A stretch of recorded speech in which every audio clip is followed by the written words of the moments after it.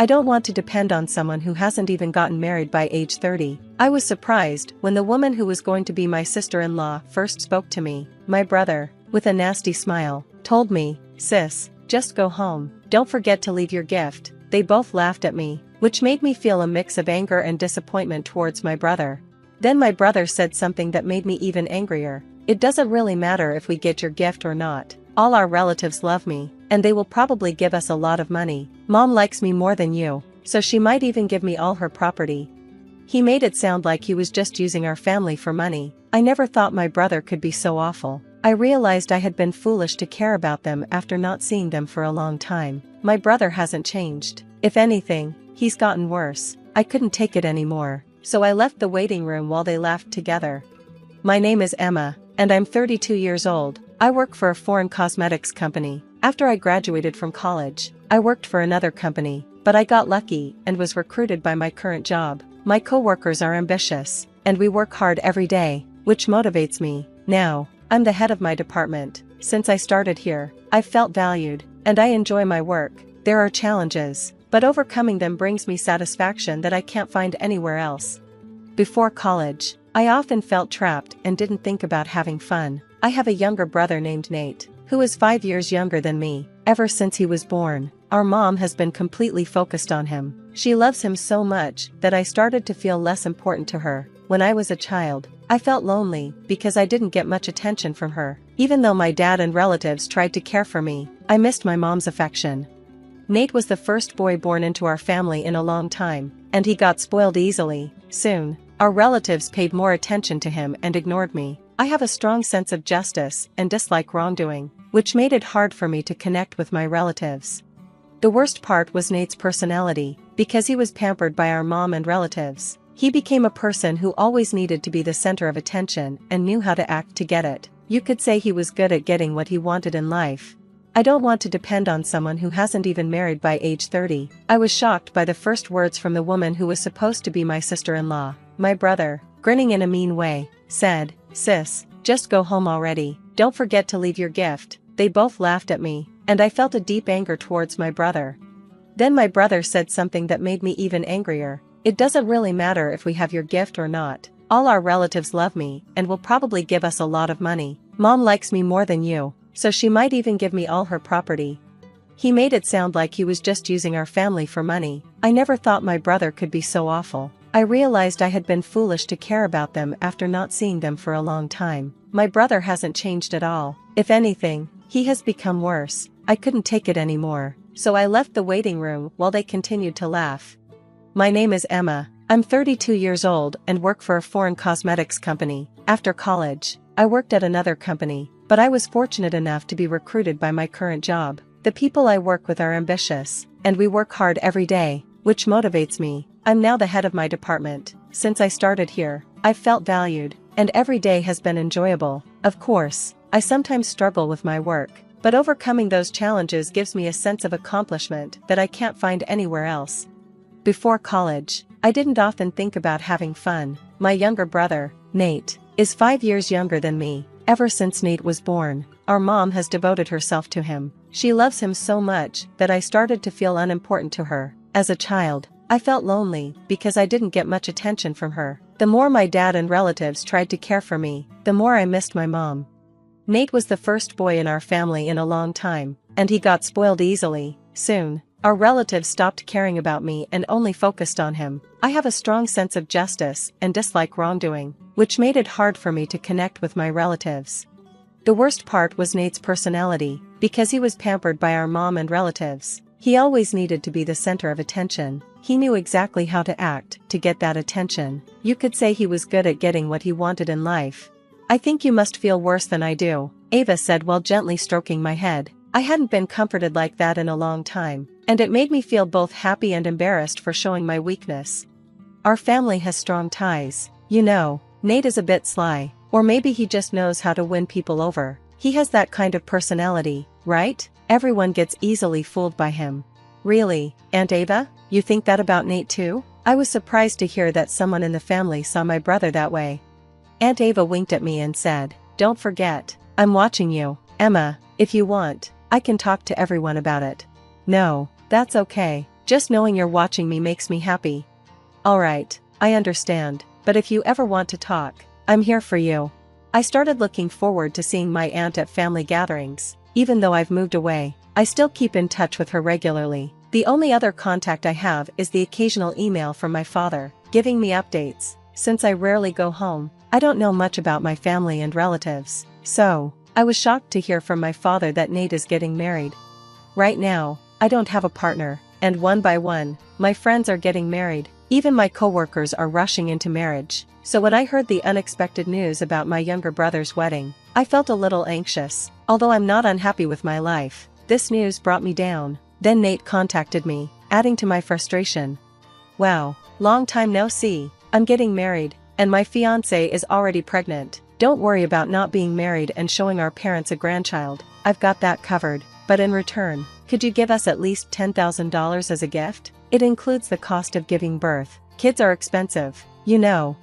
My excitement for celebrating Nate's wedding dropped to zero because of his sense of entitlement. I even thought about skipping the wedding. But then I reminded myself that this was a once-in-a-lifetime family event, so I decided to accept Nate's request.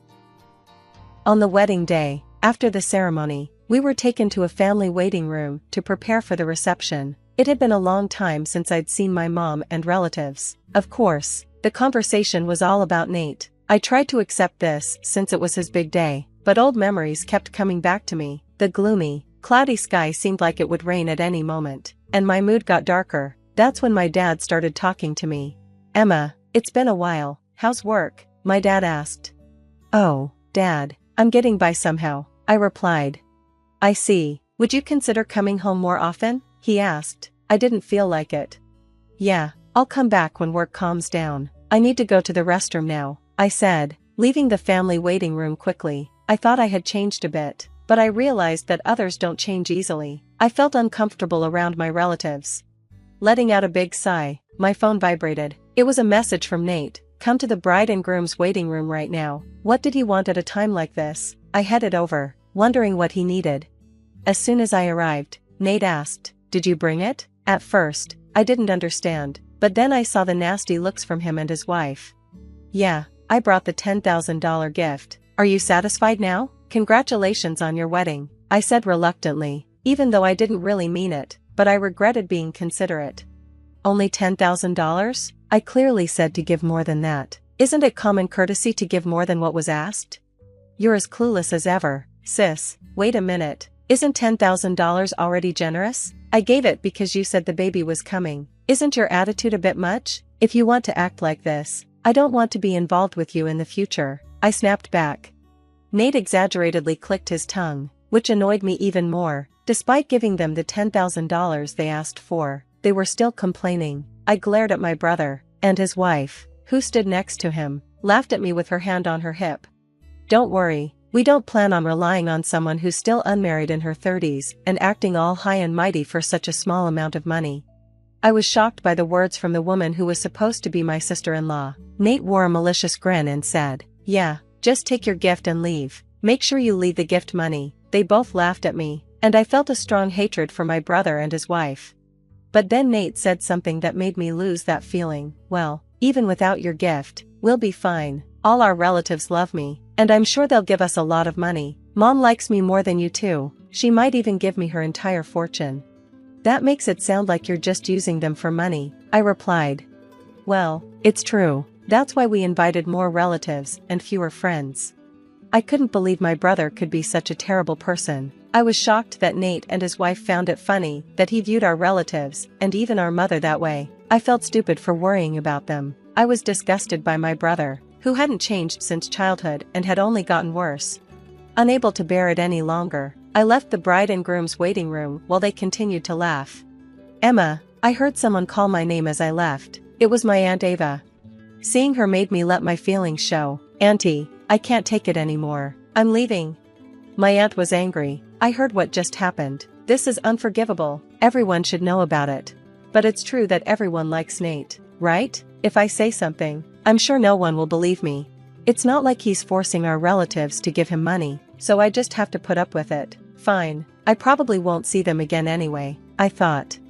My aunt had been worried about me looking uncomfortable in the relatives' waiting room and had followed me after hearing my conversation with Nate and his wife. She suggested telling everyone what was happening, but after seeing them laughing and looking down on our family, I had given up. But my aunt was filled with anger. "You don't have to put up with it anymore, Emma. I never thought Nate would go this far. There's still time. Let's confront them together and reveal everything. If anyone still supports Nate after that, then they can be his source of money or whatever else they want." Encouraged by my aunt's words, I decided to face the situation and return to the family room with her. Surprisingly, my Uncle John believed my story right away. "Actually, there have been some bad rumors about Nate at the company. I didn't want to damage my nephew's reputation. I thought it was natural for businesses to have some rough times, but after hearing Emma's story, it all makes sense. I guess I was only considered valuable as long as I was paying him." Uncle John runs a company, and Nate works there. It seems Nate has been taking advantage of his position as the president's nephew, doing whatever he pleases because Uncle John is the company's president. When Uncle John acknowledged my story, everyone started to believe me one by one. There's no way Nate could be like that. My mother, who had been adamant until then, gradually began to grow suspicious, not only because of me but also because of my aunt talking about Nate. My mother, who had been asked for hundreds of thousands of dollars for wedding and childbirth expenses, started to have doubts and eventually accepted our story. My father, who seemed to believe me from the beginning, was radiating with anger. At that moment, when all the relatives finally listened to me and my aunt, my father spoke up. "I'm sorry for our son. We must have raised him wrong. Let's all go home today. He doesn't deserve to be celebrated." With those words from my father, my mother and all the relatives decided not to attend the wedding reception. My parents hurriedly left the family room to explain the situation to the other guests. As we waited at the shuttle bus stop, the people who were supposed to attend the wedding started to arrive. In the crowd, I spotted my parents, and my father gave me a strong nod when he saw me. I was sure all the guests had decided not to attend. I wanted to thank my father for believing in me, but as I got closer, I heard him yelling into his cell phone, "Who would celebrate someone like you who repays kindness with malice?" The person on the other end must have been Nate. It was the first time I had seen my father so openly angry. I heard him say to Nate, "It seems you've been calling our family and relatives a bunch of gold diggers. How could you say that after all they've done for you? We have no intention of celebrating you anymore. We're going home today." After hanging up, my father apologized to me for everything I had gone through. As soon as we got on the bus, Nate called me, "Emma, Aunt Ava turned everyone against us and spread rumors. Now nobody is at the venue." I calmly responded, but Nate was panicking and raising his voice. "Your Aunt Ava heard you guys making fun of the family. She joined the conversation, so everyone believed us. Can you stop saying I spread rumors? I just told the truth. What are you going to do about it?" "I don't know. We're already on the bus." "Don't say that. Are all of them on the bus too? If so, please convince them to come back with you." At first, Nate sounded confident, but now his voice was shaky, realizing how bad the situation was. But I didn't feel like forgiving him at all. "You just want the gift money, don't you?" "That's not my intention," he replied. "Either way, we're not coming back. Goodbye. I'll cut ties with you after this."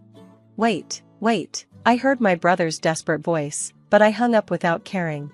After that, cell phones started ringing one after another on the bus. It must have been my brother and his wife calling, but no one answered. They had seen their family and relatives as cash cows, and in the end, my brother and his wife couldn't get any gift money from the attendees. Not just from me, but from our parents and relatives too. They seemed to have planned to pay for the wedding with the gift money and ended up in a lot of debt.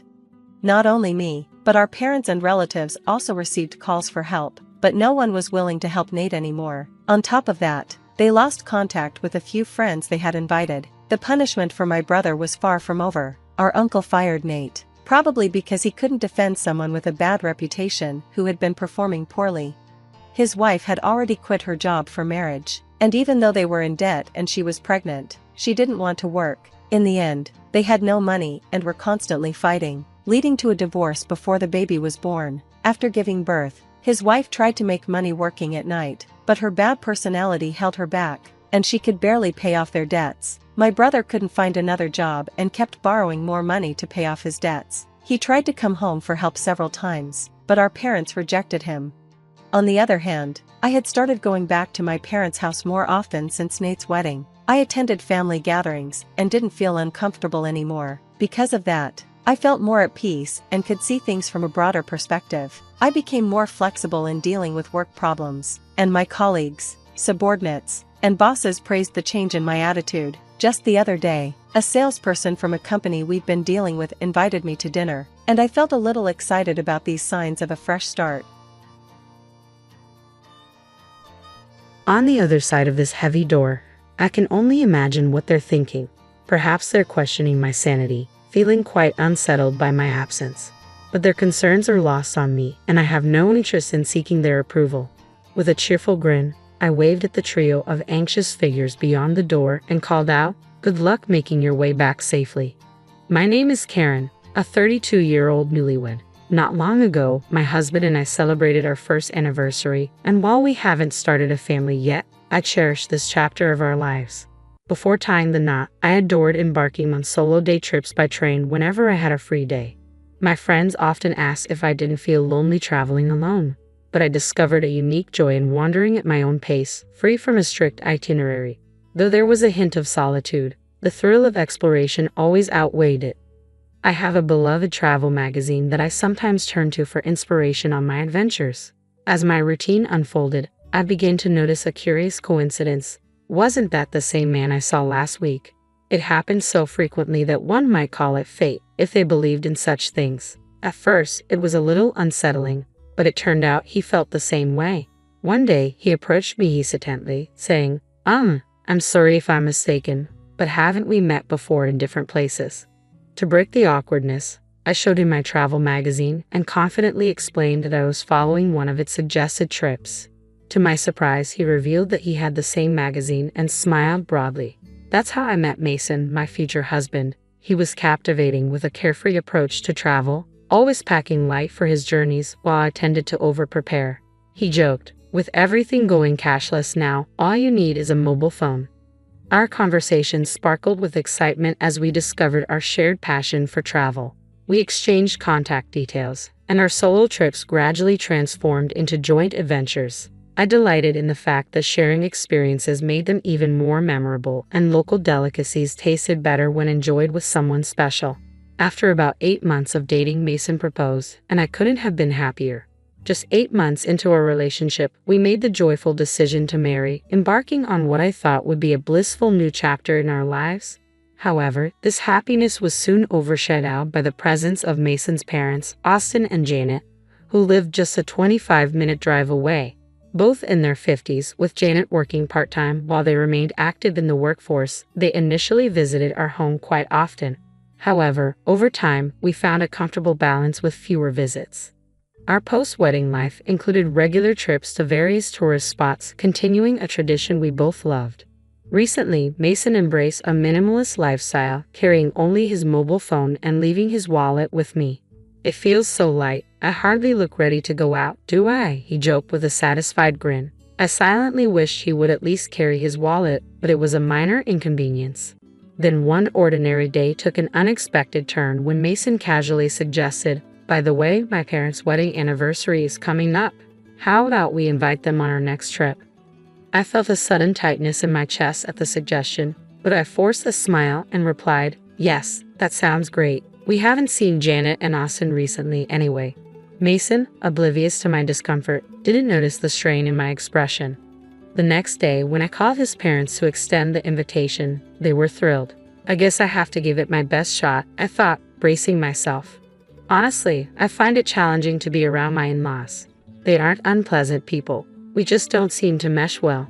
I'm quite reserved and prefer calm environments, while they are the epitome of high energy, which can be overwhelming for me. The first time I met them, their boisterous enthusiasm took me by surprise.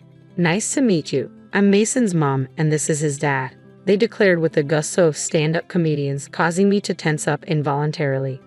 Later, when the four of us, Mason, his parents, and I, went out for dinner, they chose the restaurant. I wondered if it was one of their favorite spots, given their enthusiastic choice. When we arrived, I was greeted by the sight of an all-you-can-eat buffet. The idea of meeting their son's girlfriend for the first time in such an informal setting made me chuckle to myself. "We've been so anxious today that we haven't eaten anything since this morning." Janet exclaimed, her beaming smile seemingly immune to any nerves. That's right, we need to get our money's worth, Austin chimed in, revealing the true reason behind their skipped breakfast. Their loud voices drew discreet chuckles from other diners, making me feel a bit embarrassed and eager to leave. I glanced around, hoping Mason shared my discomfort, but to my surprise, he had already headed off to get food. Not to be outdone, his parents also jumped up, ready to load their plates as if preparing for a long winter's hibernation. Watching them, I couldn't help but wonder, can I really become a part of this family? I managed only a strained smile amid their boisterous energy, finding myself barely able to touch my food as I wrestled with doubts about my future with Mason. However, my apprehensions softened a bit when they affectionately remarked at the end of our meal, "What a wonderful girlfriend Mason has. He may be a bit awkward, but please take good care of him, Karen." Their sincere words warmed my heart. I loved Mason, and despite their overwhelming nature, I believed his parents meant well. When Mason proposed a few months later, I accepted without hesitation, convinced of our bond. Yet it turned out I wasn't as skilled at reading people as I thought. At our wedding, Mason's parents seemed to overlook the solemnity of the ceremony. Their attention instead focused on the buffet, much to my own parents' dismay. Mason's brother Brian appeared to be the only one aware of the awkwardness. "I'm sorry my parents showed such an embarrassing side," he confessed, his face flushed. "It's really shameful. I learned from Brian that he lives alone and has a somewhat strained relationship with our in-laws. They once complained, 'That boy is always so noisy with his complaints.' Just recently, he had boasted about buying several eggs despite a one-per-person limit, to which I had scolded him. 'Annoy,' he retorted. 'Don't you feel guilty about benefiting yourself at the expense of others?' Hearing that made me realize the complexities of our new family dynamics. I couldn't help but wonder, isn't that a fair point? What's wrong with expecting a little consideration? My thoughts were stirred by a recent visit from my in-laws, Janet and Austin, to our new home. They arrived empty-handed, which wasn't an issue, but soon began rummaging through our shelves. "Isn't this the snack they're advertising on TV? I've been dying to try it. Oh, and this one too." They treated my carefully chosen snacks as though they were on a scavenger hunt. Mason, ever so nonchalant, told them, "If you want them, take them home." "That's fine, right, Karen?" I wanted to express my frustration right then and there, but all I managed was a forced smile. It was becoming clear that my in-laws were quite the moochers, their constant casualness wearing me down. The demands of "I want this" and "give me that" wore me down in the early days of our marriage. They visited weekly, and each encounter left me feeling increasingly on edge. One day, I finally couldn't hold back my irritation any longer. "Mason, don't you think there's something off about Janet and Austin? They're kind of overbearing." My frustration boiled over into a full-blown argument, and Mason seemed genuinely perplexed by my anger. "No, not really. They've always been like this. Don't worry about it," he said, patting my shoulder. That only fueled my irritation further. "You kidding me? If this keeps up, I'll consider a divorce." My raised voice alarmed Mason, and he quickly intervened to put a stop to his parents' intrusive visits. Whatever he said to them worked, because our home life returned to a semblance of peace. However, the thought of traveling with them still made me anxious. On the day of the trip, I was taken aback to see them waiting, seemingly ready. "It's been a while. I heard you've been busy with work. It must be tough," Janet said, trying to make conversation. Despite her words, I was far from calm, especially when I noticed something odd. Janet and Austin, where's your luggage?" On closer inspection, I realized they hadn't brought anything with them, not even for a day trip. "Isn't it normal to bring at least a bag?" I asked. "We wanted to be ready to move quickly," they explained, leaving me bewildered and bracing for whatever might come next. As I complained about a sore shoulder, the response felt all too familiar and only added to my confusion. The trip unfolded just as disastrously as I had feared. Soon, it became clear that my in-laws had conveniently forgotten their wallets, feigning surprise with a casual, "That's strange, isn't it?" I watched them play innocent, and my unease deepened. I found myself contemplating whether it would be better to cut the trip short or cancel it altogether. Unfortunately, my concerns fell on deaf ears. An exasperated Mason reassured me, "My folks have always been like this. I'll cover for them, but I'll make sure they pay me back." It seemed the trip would proceed as his parents laughed and offered hollow apologies. All I felt was disgust. Even after we arrived at our destination, their rudeness continued. At a store, they complained loudly about the lack of free samples, exclaiming, "Wow, stingy, huh?" When I bought a drink and hadn't even taken a sip, Janet asked, "Can I have a sip? I'm thirsty too. I can't believe I forgot my wallet." I forced a smile as Mason finally intervened, saying, "Stop it, it's embarrassing. Look, I'll buy you one." Overhearing this, Austin muttered under his breath, "What a stingy woman." I bristled at his lack of compassion, thinking bitterly, I could say the same about you. I should have walked away then, but my stubbornness kept me there. The pattern repeated itself 2 more times. After seemingly enjoying our first trip, Janet contacted Mason to plan another. When I saw them at the station platform again, a chill ran down my spine. This time, they remembered their wallets. But when it came time to pay, Austin exclaimed, "Oh no, this is the wallet I used before." I rushed out in such a hurry. Their blatant lie was something only Mason seemed willing to believe. On the 3rd trip, they forgot their wallets again. By then, it was clear their forgetfulness was intentional. I confronted Janet directly, asking, "Excuse me, but did you deliberately forget your wallet? You never intended to pay, did you?" My accusation made her face flush with anger, and Austin snapped back, "What a rude woman." Apologized to Janet. Fueled by long-held frustration, I stood my ground. "No way, both of you are just too greedy." Caught in the heated exchange, Mason appeared at a loss while curious tourists around us began to watch the spectacle. Noticing their gazes, Mason felt embarrassed and finally pleaded, "Stop it, please." Overwhelmed by the entire ordeal, I broke down in tears, feeling utterly disillusioned. As the confrontation reached its peak, the in-laws' reaction took an unexpected turn. Janet rushed over to a tearful Mason and, with Austin silently by her side, said, "I'm sorry, Mason. It was my fault. You're so kind to cry for me." I stood there, bewildered by their melodramatic response, my mind racing with one clear thought. This is impossible. All I could think was that I wanted a divorce as I watched tears stream down Mason's cheeks. Sensing the gravity of the situation, his parents lost their previously combative demeanor. "Karen, we know we're often in the wrong," they admitted. "It's Mason's money, but we've still taken advantage of him." Their repetition of "it's Mason's money" dripped with a sarcasm that revealed their lack of genuine remorse, confirming my suspicions that their forgetfulness about their wallets was intentional. Janet casually referred to Mason's money, oblivious to the fact that Mason and I both contributed to our finances. His salary was only slightly higher than mine, making our incomes nearly equal.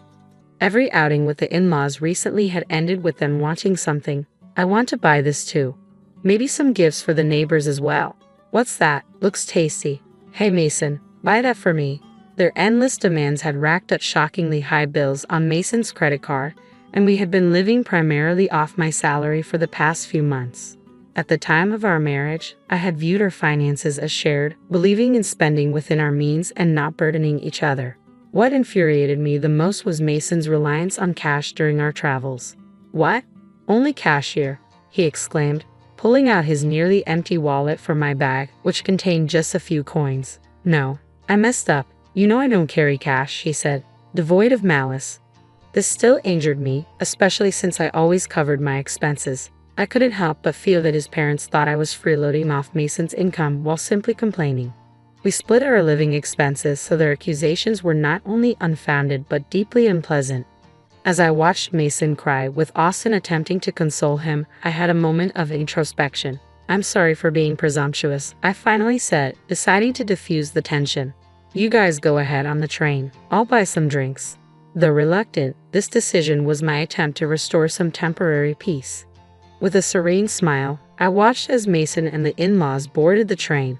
Their expressions shifted from happiness to panic when they realized I wasn't following. Sensing something amiss, Mason texted me, "Karen, are you coming? The train is about to leave." As the train doors began to close, I could see the panic etched on Mason's face. He seemed to be shouting something, but I was busy replying to his message. "I'm divorcing you. If your parents are so important to you, then live happily with them. Goodbye." I turned my back on Mason's frantic calls and texts, contemplating whether he even recognized the chaos he was causing on the train. Through the closing doors, his expression shifted from confusion to anger. "Hey, open this door. Are you crazy? I won't forgive you," he shouted, as if I needed his approval. I could see his parents yelling too, but their voices were drowned out in the noise of the train. Smiling at the bewildered trio, I muttered to myself, "Let's see if you make it back safely. Good luck." The train pulled away swiftly, vanishing from sight. As it departed, I felt a mix of relief and defiance. Knowing the next stop was quite a distance away, I hurried home to pack my things. I decided to stay with a friend while I figured out my next steps. Meanwhile, the barrage of messages from Mason continued until they abruptly stopped. His phone likely died. He often forgot to charge it overnight, and just that morning he mentioned it was at only 30%. Portable battery chargers are essential, he often said. Ironically, his essential charger was in my bag, along with his wallet. As I discussed my situation with my friend, my phone rang unexpectedly. It was Brian, Mason's brother. "Karen, I'm sorry. Did something happen?" he asked. Brian explained that Mason's phone had run out of battery, and in his panic, he had dropped it, shattering the screen. Unable to contact me, the desperate in-laws turned to Brian. Instead of probing, he listened as I recounted everything about Mason and his parents, speaking without restraint. I could hear Brian's tone sharpen as I spoke. In the background, I caught snippets of the in-laws insisting that Brian, known for his articulate nature, would surely outmaneuver me in this argument. After I finished, Brian snapped, his voice taking on an authoritative edge. "Hey, you scoundrel. Are you stupid?" When Brian grew truly angry, his imposing demeanor surfaced. As the voice of reason, his words carried weight, and the in-laws' loud bickering echoed in the background. Choosing that moment, I quietly ended the call. Though Mason had initially been unsettled by the idea of divorce, my firm stance communicated through a lawyer led him to reluctantly accept the separation. Later, Brian confided that the in-laws had a notorious reputation, disliked not only by neighbors but also by those they had known in school.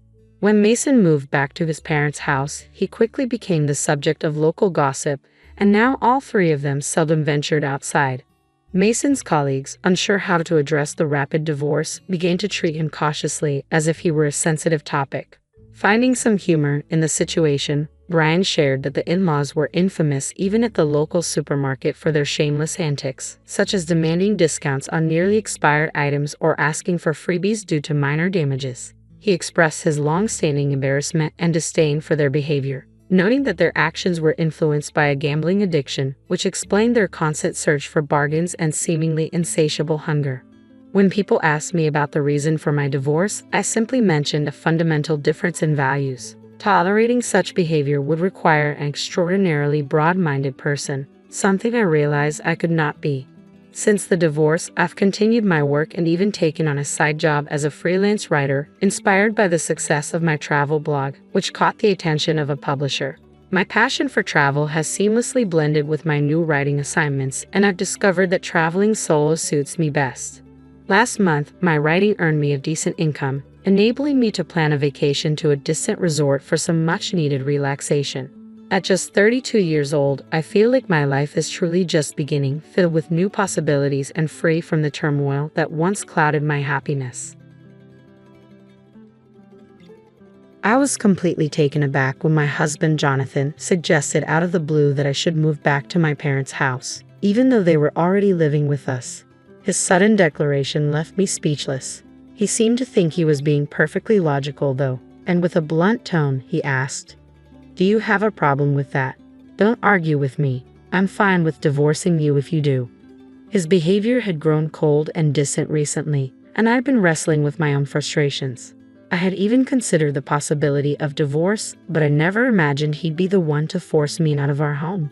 After all, I was the one covering our $3,200 monthly expenses. Did he even recognize that? As I stood there in disbelief, he grew more agitated and demanded, "Leave this house now. My parents won't feel comfortable with you here." I couldn't understand why I was suddenly the one who had to go, but in that moment, I agreed. "Fine, I'll take all my things with me," I replied. He seemed satisfied with my compliance and, without another word, said, "Then do it," before walking away. Without hesitation, I contacted a store to sell my belongings. My name is Betty, and I live with Jonathan, who's 3 years older than me.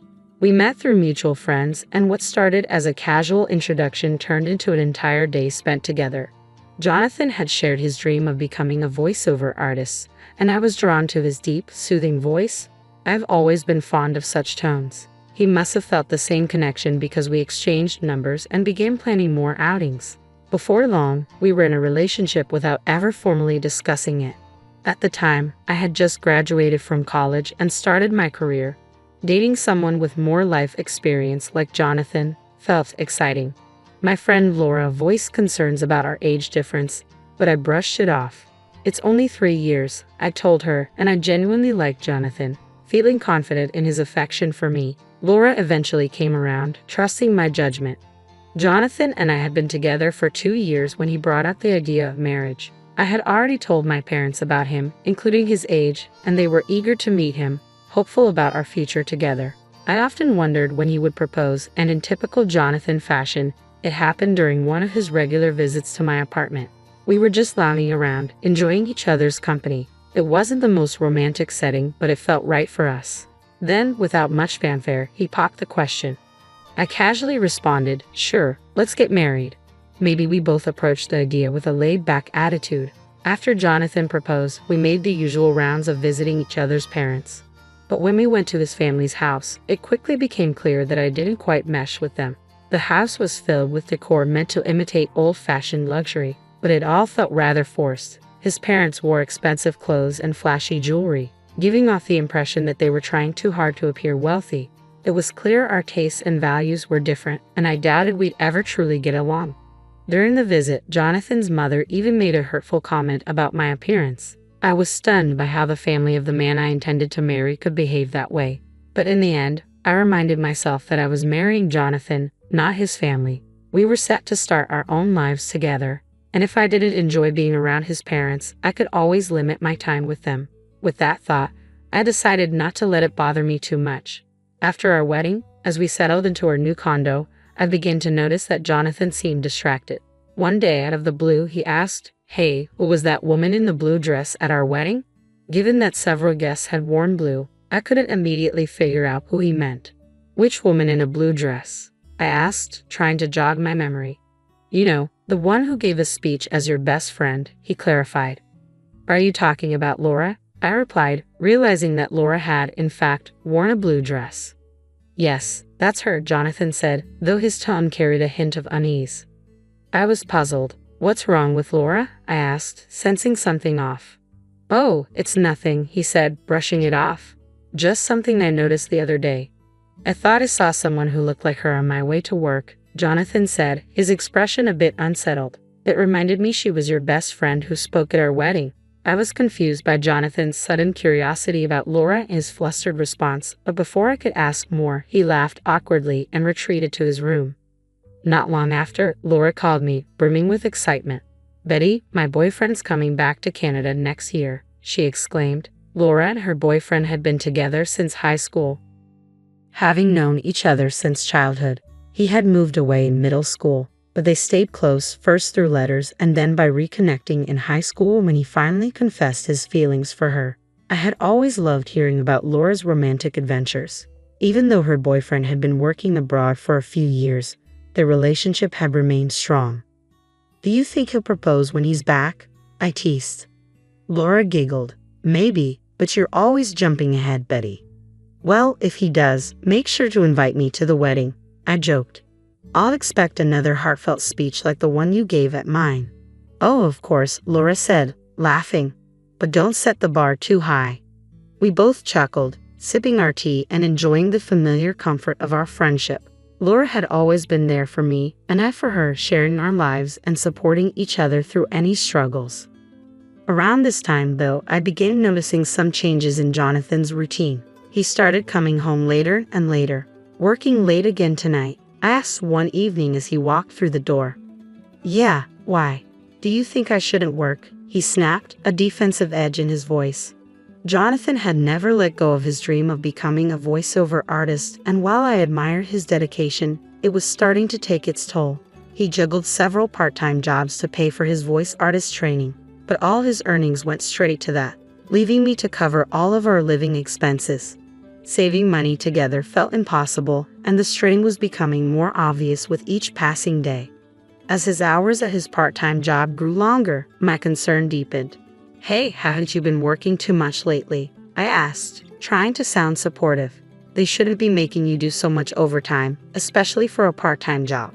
He brushed me off, unwilling to discuss it, but deep down, I knew his relentless pursuit of his dream was starting to create a rift between us, both financially and emotionally. One day, I finally spoke up. "I told you, I'm worried." "I'm fine. More money is always better. Just keep your opinions to yourself." Jonathan snapped back, his tone colder than ever. By that point, he had grown distant, barely acknowledging me, and had stopped using my name altogether. He only referred to me as you when we spoke, and I had hoped that marriage would bring more warmth, more connection between us. Instead, his words had turned sharp and dismissive. The gentle, soothing voice I had fallen in love with had become rough and harsh. Jonathan had also been drinking more, and his voice even sounded hoarse at times, a concerning issue for someone aspiring to be a voiceover artist. Yet he showed no interest in discussing his health or making any changes. Conversations with him became rare, and eventually, he started avoiding me completely, even when we were in the same room. Amidst all of this, Laura called me, saying she had something important to discuss. I was eager to meet up, desperate for a break from the tension at home. We decided to meet at a cafe, and when we arrived, Laura carefully chose a booth with a clear view of the counter and staff. "You picked this spot on purpose?" I asked, noticing her cautious demeanor. "Yes," she replied, her expression serious. "I want a place where the staff can see if there's someone suspicious around." "A suspicious person? Is that what you wanted to talk about?" I asked, growing concerned. Laura nodded, her face tight with worry. She explained that ever since she left her job a month ago, she had felt like someone was following her. Lately, she even sensed she was being watched on her days off. The reason she picked that particular booth was because she feared the person might try to eavesdrop on our conversation. "Have you gone to the police?" I asked. "I did, but since there's been no direct contact, they said there isn't much they can do," she sighed. "What about your boyfriend? Isn't he coming back next month? Maybe he can help," I suggested, hoping she had someone nearby for support. "I'm planning to talk to him, but I wanted to talk to you first. You're closer," she explained, her voice tinged with unease. The weight of Laura's words hung in the air, and as we sat there, I realized that both of us were caught in unsettling situations. Her with a potential stalker, and me with a marriage that seemed to be unraveling before my eyes. I understood Laura's need for immediate support. She hadn't gotten a clear look at her stalker, making the situation even more frightening. She couldn't tell if the person was a man or a woman, and the constant fear was wearing her down. Determined to help, I discreetly started watching from a distance, hoping to identify who was following her. At the same time, I was wrestling with my own troubled relationship with Jonathan, but I couldn't bring myself to talk about it yet. Then, I made a shocking discovery. The person shadowing Laura was none other than my husband, Jonathan. He had always claimed to be working late, but I noticed that after his shifts, he would linger near Laura's workplace and follow her when she left. Seeing him do this was beyond unsettling. The man responsible for my best friend's fear was my own husband. Jonathan's behavior completely shattered my perception of him. The man I had once loved, the one I thought I knew, now seemed like a stranger. That disturbing grin he wore as he followed Laura chilled me to the bone, and the love I had once felt turned to ice. I knew I had to tell Laura the truth. I urged her to move immediately for her safety. With help from her colleagues, we arranged for someone to drive her from the underground parking lot to her new residence, taking every precaution to ensure she remained safe. As Laura made her escape, Jonathan's frustration grew. His anger eventually erupted. "My parents are going to live here, so you need to go back to your parents' house," he demanded one day, completely out of the blue. I was shocked by the sudden and unreasonable ultimatum. "If you have a problem with that, then I'm fine with divorcing you," he spat, losing his temper. Though I had already considered divorce many times before, hearing him say it so callously hit me hard.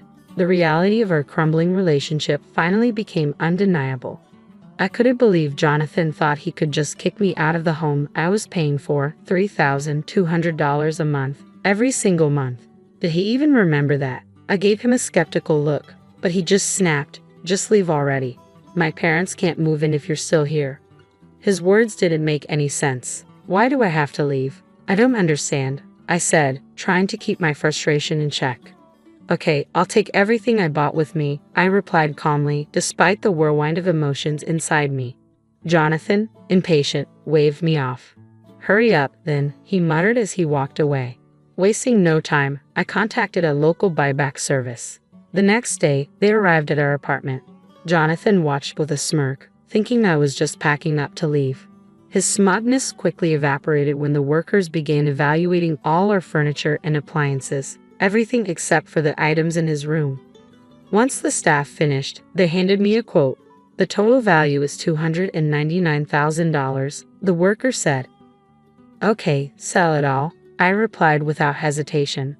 Jonathan's shock was instant. He grabbed my arm, his voice panicked. Why are you selling everything? My parents are going to live here. How can they without any furniture? I pulled my arm free and looked him dead in the eye. What do you mean? When we got married, you told me you were broke because of your acting classes. You asked me to handle the rent, the furniture, and all our living expenses. Now, with your parents moving in, you can cover the $3,200 a month yourself, right? Jonathan went pale as reality hit him. Desperate to save face, he tried to regain his composure. You think talking about money will stop the divorce? Who do you think you are? He sneered. I've already gotten close to a rich lady, he added, striking a ridiculous pose. His words made my blood boil, but I stayed calm, remembering how Jonathan had been stalking Laura recently. If that was his idea of getting close, his perception of relationships was more twisted than I thought. Laura, who came from a wealthy family, her grandfather a successful businessman, and her father his successor, never flaunted her money. She lived just like the rest of us, modest and down to earth. Jonathan, however, must have found out about Laura's background and saw her as a ticket to the life he wanted. It infuriated me that he thought wealth made someone more desirable, but I knew the truth. Laura would never be interested in him. She had been with her high school boyfriend for years and he was returning soon with plans to marry her. Jonathan's delusions would crumble soon enough, and I wasn't going to be around to witness the fallout. When I mentioned that Laura felt uneasy because someone had been stalking her, Jonathan was taken aback. He was shocked to hear that Laura found him creepy and that they weren't as close as he believed. I always walked Laura home, he protested defensively. You're lucky I didn't call the police, I shot back, my tone sharp. But I didn't know she had a boyfriend. He's been away. She picked me over someone she doesn't know, Jonathan insisted, trying to justify his misunderstanding of their relationship. They'd been writing letters since they were kids and talk almost every day. Unlike you, who only has part-time jobs, her boyfriend is successful. Even her dad likes him, I pointed out. Jonathan's expression turned profoundly sad as the reality of the situation sank in. It was clear that his fantasies about forming a relationship with Laura were just that, delusions. As the movers arrived to take our belongings, Jonathan seemed somewhat relieved. I guess you're all I've got now. You'll always support my dream of becoming a voiceover artist, won't you? He asked, attempting to appear unfazed. I met his gaze with steely determination. Sorry, but I've already begun divorce proceedings. From now on, we should communicate through our lawyers, I said coldly. Thinking I still had feelings for him, Jonathan clung to me. Don't say that. Haven't we been getting along all this time? We've been getting along ever since you discovered that my best friend, Laura, is wealthy. You've become distant and started spending time with her right after our wedding. I realize now that I made a mistake, I continued, my voice steady. Jonathan broke down in tears, and despite being older, his childish weeping only made him less endearing to me. I could no longer bear to be near him. Enough, I snapped. I've also informed your Uncle Unmul about the divorce. You know he's a tough man. Well, he's decided to work for him, which means I can no longer support your voiceover dreams. You barely practice as it is. It might be time to accept reality and stay away from Laura. If you don't, I'll call the police. With those final words, I left, determined not to look back. For now, I would stay with my parents, though I considered moving closer to my workplace if I found a suitable place. Meanwhile, as expected, Jonathan ended up working for his uncle, and his parents, who had plans to rely on him financially after his marriage to Laura, also moved in with him, all of them now working for his uncle. It seemed that exploiting others was a family trait. I felt a wave of relief wash over me as I escaped that toxic environment. Age wasn't the significant factor. I vowed to be more cautious in choosing my next partner. On a happier note, after settling things with Jonathan, Laura invited me to her wedding. She introduced me to her long-term boyfriend, and I genuinely wished them both happiness. When my mother-in-law was asked if I would be preparing the New Year's meal, she responded with a dramatic wave of her hands and a burst of laughter. "Absolutely not. That's impossible. My daughter-in-law can't cook to save her life," she exclaimed, proudly calling me the hopeless housewife who couldn't even manage a New Year's feast. She declared herself the sole authority in the kitchen. Her laughter wasn't just annoying, it felt like an outright insult. After enduring her derision for so long, I knew it was time to stand up for myself. My name is Natalie, I'm 29, and I got married last year. As a full-time housewife, I take pleasure in cooking, and thankfully, my husband isn't too picky. Anything edible seems to satisfy him. He's a kind man, and we live in a beautifully renovated home with a dream kitchen, complete with a large island. It should have been the perfect setup, but there's always been one persistent issue: my mother-in-law. She prides herself on her culinary skills and views me as a complete disappointment in the kitchen. Worse still, she doesn't keep her opinions to herself. Just the other day, while I was outside doing laundry, I overheard her gossiping loudly with the neighbor's wife. "My daughter-in-law can't even cook properly. It's dreadful. I wonder about her upbringing. My poor son is so unfortunate to be stuck with her," she lamented. Each word felt like a thorn piercing through me. It was bad enough to endure her critiques of my cooking, but to hear her belittle my family was completely unacceptable. I realized I couldn't let this continue. It was time to take a stand. I've always held my parents in high regard, cherishing the countless lessons they taught me. Unfortunately, my mother-in-law never bothered to understand or appreciate those values. Instead, she chose to belittle me at every opportunity. Today was just another chapter in her ongoing series of critiques, her biting remarks echoing throughout the neighborhood. She doesn't even know how to season food properly. If I don't cook, there's no flavor at all. Why did my son have to marry someone like her? The neighbors chimed in, adding fuel to the fire with their jabs, questioning why she hadn't taught me herself. I muttered under my breath, "Enough is enough." I wish they would all just stop. My hand gripped a glass so tightly that it cracked.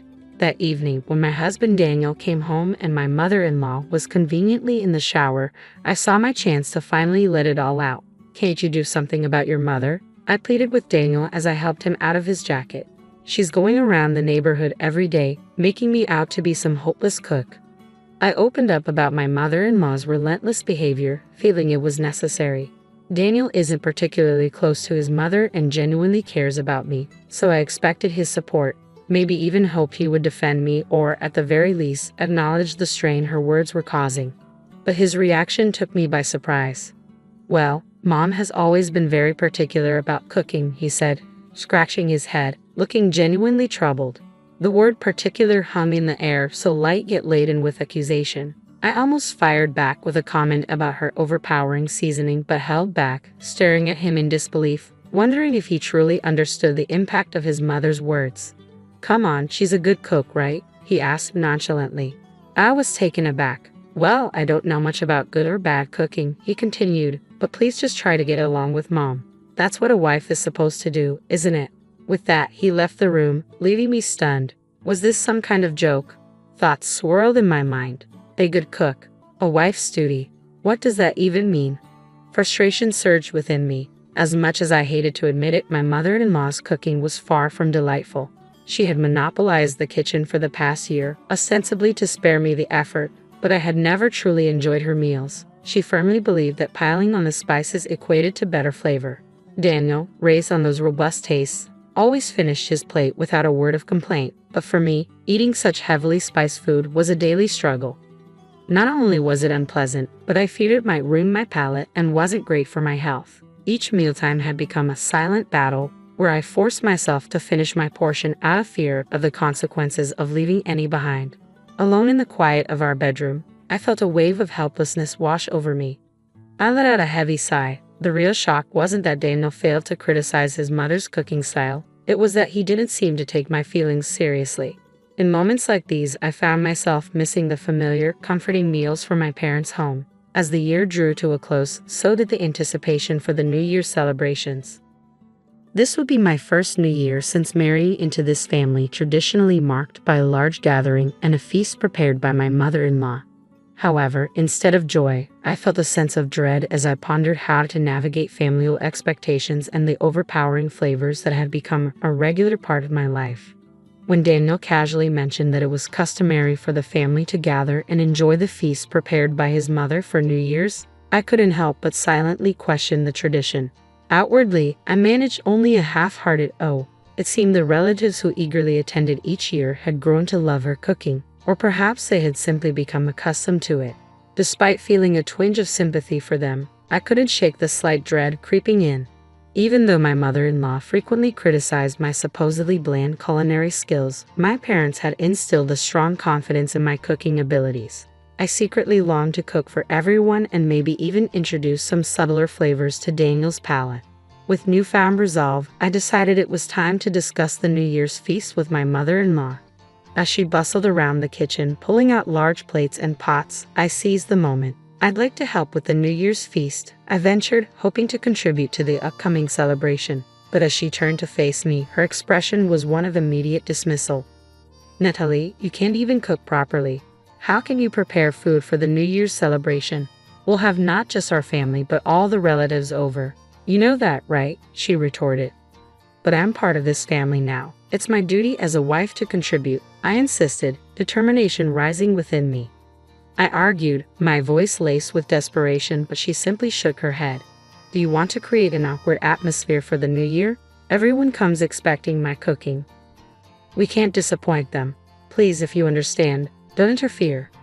Frustration bubbled within me as I watched her dismiss my offer, turning back to her preparations. When New Year's Day arrived, the house quickly filled with about 20 relatives, more than I had anticipated, many of whom I hadn't seen since the wedding. As each guest arrived, I greeted them warmly, ushering them into the spacious dining room that had once overwhelmed me when I first moved in. The unusually large room buzzed with energy, perfectly suited for such gatherings. Meanwhile, my mother-in-law was already deep in conversation with the arriving relatives, taking center stage in the kitchen and being the heart of the celebration. During the festive preparations, a relative curiously asked, "By the way, is Natalie preparing the feast this year?" My mother-in-law waved her hands dismissively and laughed. "That's impossible. My daughter-in-law can't cook at all. She's a hopeless housewife who can't even manage a New Year's feast. I handle all the cooking around here," she declared. Her laughter sounded harsh and unwelcoming. It was not a light-hearted joke, but a pointed insult directed at me. At that moment, I reached my breaking point. "Mother-in-law, please let me prepare the New Year's feast this time. If it doesn't turn out well, you can always make a palate-cleansing dish," I suggested, breaking the tense silence that ensued. After a brief pause, the room began to buzz with whispers from the relatives. "Well, I certainly don't want a disappointing meal, but they say practice makes perfect, right?" my mother-in-law said, her tone conceited yet reluctantly acknowledging the shifting tide of opinion among the relatives in favor of giving me a chance. "All right, fine. If it doesn't work out, Freda can step in," she added. "Very well then, Nat, you can take the reins this year," she stated, her words tinged with reluctance. "But remember, I can always step in, ladies and gentlemen, so indulge this hopeless housewife's whims for once," she announced, her tone dripping with patronization. But with my heart swelling with pride and determination, I was ready to showcase my cooking skills to everyone. This was my chance to change their perceptions. I poured my heart into preparing the meal, and as I presented the beautifully arranged feast on a large platter, exclamations of admiration filled the room. "Wow, the meal turned out perfectly. It looks delicious. Well done, Natalie. This isn't something just anyone could pull off," they praised enthusiastically. Amidst their compliments, my mother-in-law, who had just returned from shopping for her so-called palate-cleansing dish, glanced at my spread. "It looks all right, I suppose, but it's probably bland," she remarked, emphasizing the word probably and clearly reluctant to acknowledge my success. Ignoring her comments, I focused on distributing paper plates and forks to the relatives, encouraging them to enjoy the meal.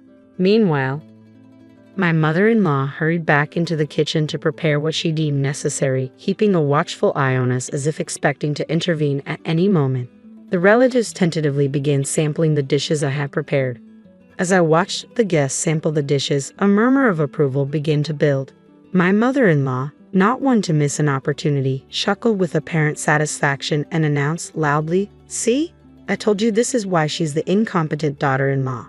She turned to the crowd, adding, "You don't need to force yourselves. I'll prepare the palate-cleansing dish right away." Tone dripped with triumph, as if she expected to salvage what she assumed would be a culinary disaster.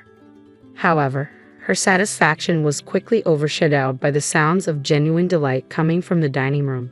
"This is the first time I've tasted New Year's food this delicious. It's like something from a fancy hotel. Natalie, where did you learn to cook like this?" exclaimed one of the relatives, their praise electrifying the atmosphere. Amidst the lively crowd, my mother-in-law stood momentarily stunned into silence by the unexpected approval. With everyone's attention now on me and none on her, I felt a surge of confidence. It was the perfect moment to reveal my background. "I grew up in a family that is deeply passionate about food," I began, my voice steady and clear. "My family owns a renowned French restaurant celebrated for its authentic cuisine and even recognized in the Michelin Guide. My father is the 5th generation overseeing culinary operations, and my mother, from a long lineage of chefs, supports him wholeheartedly. From a young age, I absorbed the art of cooking by observing my parents, honing my skills as they expertly crafted every dish. By the time when I was in upper elementary school, I earnestly learned the art of cooking from my parents. Although my brother is poised to inherit the restaurant, the culinary knowledge they passed down remains a deep source of pride for me." This revelation shifted the atmosphere in the room, further cementing my newfound respect among the relatives and leaving my mother-in-law to contemplate the unexpected turn of events. As the room buzzed with impressed voices, I felt a profound connection to my heritage, finally proud to share my true culinary roots. That's why I found it impossible to tolerate my mother-in-law's dismissive remarks and actions that undermined my skills. To her, dismissing my cooking was akin to denying my parents' legacy and the restaurant that had been a cornerstone of our family for generations. I had mentioned this before I got married, but it seemed to have fallen on deaf ears. My mother-in-law often treated me condescendingly, viewing me as just the daughter of a quaint countryside restaurant. Daniel, largely indifferent to culinary nuances, probably couldn't differentiate between a family-run establishment and authentic French cuisine.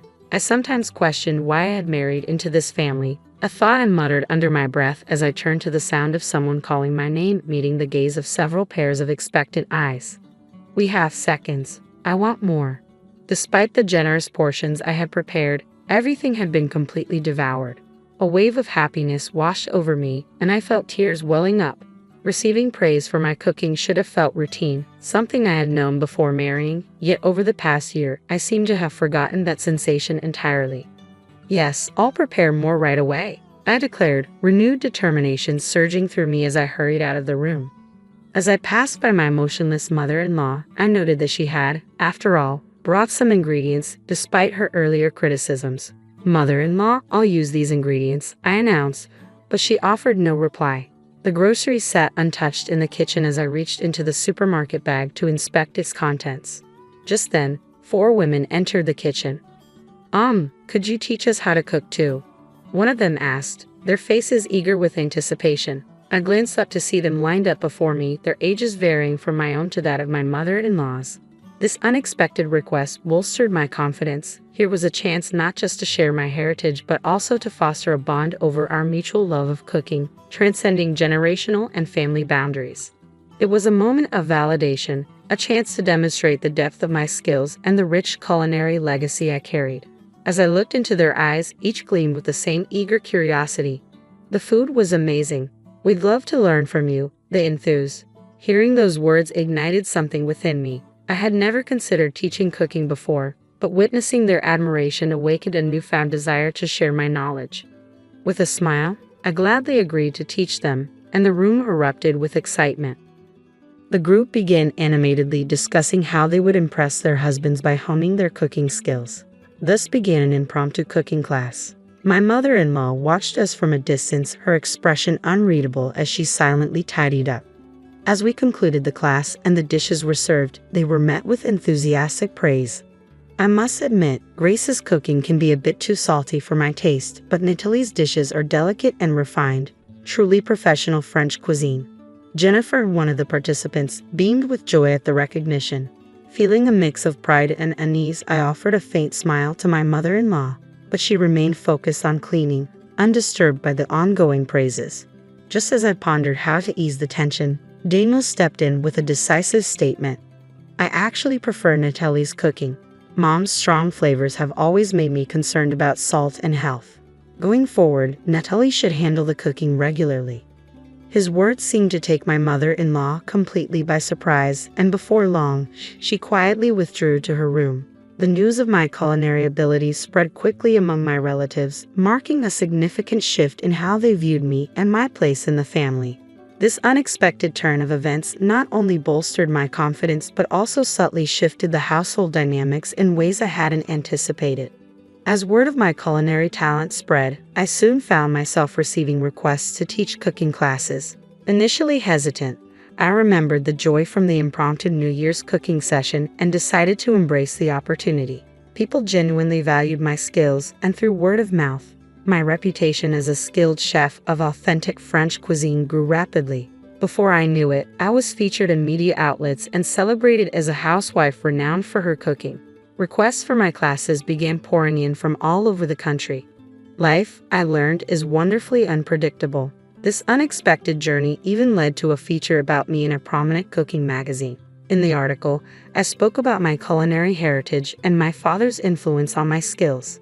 As for my mother-in-law, who had once spread less than flattering rumors about my cooking abilities, she ceased commenting on culinary matters altogether after the shift in family and public opinion. Over time, she gradually stopped cooking entirely, leaving me with full responsibility for meals in our home. Despite the increased busyness, we now live together peacefully, a significant change from our earlier days. Hello, my name is Sandra, and I'm 35 years old. I work in an office and currently live with my husband, Matthew, and his mother in their family home. Despite being married, I often feel a sense of emptiness in my relationship due to the relentless bullying from my mother-in-law, which never seems to improve. Matthew and I first met through our jobs. Our companies were collaborators, which led us to work closely on various projects. As we spent more time together, our relationship blossomed, and we began going out for meals and enjoying dates. After a year of dating, Matthew proposed, and we tied the knot when I was 32. At first, our marriage was blissful, just the two of us, exploring life together. I had yet to uncover Matthew's true nature. We both had thriving careers, allowing us to indulge in luxurious weekends filled with trips and gourmet dining. I envisioned a future brimming with beautiful memories. However, everything changed dramatically 3 years into our marriage when Matthew's father fell ill and passed away unexpectedly. Overwhelmed by grief, Matthew suggested we move in with his mother. I was taken aback by this idea. While I sympathized with her loss, we had only been married for 3 years, and I cherished our independence as a couple. In the wake of these events, my relationship with my mother-in-law soared. Her treatment of me became increasingly harsh, making our living situation unbearable. In an unexpected twist, she handed me divorce papers, claiming it would be best for everyone if Matthew and I separated. Confused and heartbroken, I decided to take a break and stayed with my parents for a month to gather my thoughts and seek advice from my father. During this time, I took the difficult step of filing for divorce. My decision felt right, but soon after, my mother-in-law began bombarding me with calls, begging for forgiveness and admitting her mistakes. This period was incredibly challenging, forcing me to reevaluate my relationships and the direction of my happiness. As I navigated these turbulent waters, I learned the importance of setting boundaries and prioritizing my well-being amid familial pressures. Matthew expressed a strong desire to remain close to his mother after his father's death, feeling a deep responsibility to care for her as her only son. And her only son, he often said, "So I feel like I need to take care of her as much as I can," he told me, his voice heavy with a sense of duty that was only intensified by his regret for not being more attentive to his father before he passed away. Watching Matthew grapple with the weight of his father's death, I felt compelled to support him, even though I had reservations about moving in with his mother. Soon, we made the transition to my mother-in-law's house. Upon our arrival, she expressed her relief with warmth. "It's good of you to be here," she said, beaming at Matthew. "You don't have to worry anymore now that we're here," he reassured her. Her response was filled with gratitude. "Thank you, dear. I'll take care of you both from now on." While Matthew appreciated her words, I sensed a chill in the air whenever I was involved. After settling in, we joined my mother-in-law in the living room, where she had prepared an array of treats from her bakery featuring her beloved almond paste. Matthew's eyes sparkled with childlike glee as he praised the delicacies, and for a moment, I couldn't help but share in his joy. However, the atmosphere shifted when my mother-in-law turned to me, her expression icy. "Sandra, are you all right? Why do you look so lost?" Her tone was brisk as she suggested we make some coffee to accompany the pastries. As I fumbled to find the coffee supplies, she remarked snidely, "Where are the coffee pots and things? You're so useless, aren't you?" She gestured toward a cluttered shelf, adding with a dismissive tone, "Oh, look, they're over there where the wife's stuff is." Her comment stunned, especially since it was unfounded. I had always done my part to help out, yet she seemed determined to portray me otherwise. This interaction served as a stark reminder of the challenging dynamics in the house, reinforcing my doubts about our decision to move in. Before my husband and I made this choice, we often visited his mother's home. Whenever I attempted to help around the house, she would insist, "No need, just sit down," effectively barring me from the kitchen. It was clear she had specific ways she preferred things done and didn't want anyone disrupting her system. Eventually, I stopped offering to help, thinking it might ease the tension. Unfortunately, this only made matters worse. She continued to snap at me unexpectedly, which felt incredibly unfair. After one particularly sharp rebuke, she fixed me with a stern gaze and demanded, "What's with that look? Do you have a problem?" Not wanting to escalate the conflict, I silently hoped my husband would intervene. I glanced over at him, seeking some support, but he was absorbed in his phone, seemingly oblivious to the discomfort his mother was causing me. It was frustrating and hurtful that he didn't seem to notice, let alone address the situation. This tension was only the beginning of our difficult living arrangement. Almost immediately after moving in, issues began to surface more frequently. One morning, she barged into our room, exclaiming, "Hey Sandra, why are you still sleeping?"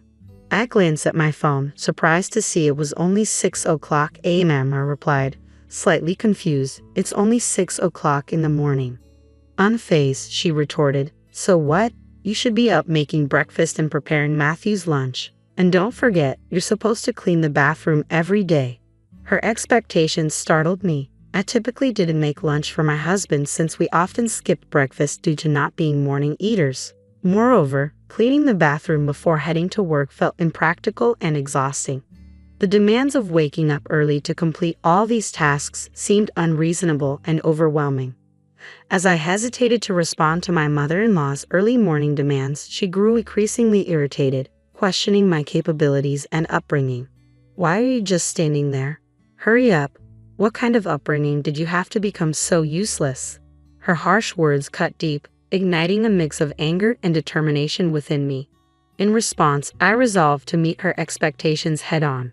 From that point forward, I began waking up at 6:00 a.m. every day, preparing not just basic meals but also more elaborate dishes for breakfast and lunch for both my husband and me. I made it a point to keep the bathroom impeccably clean, and to my surprise, I found a sense of satisfaction in maintaining a spotless space. It felt good to create an inviting environment.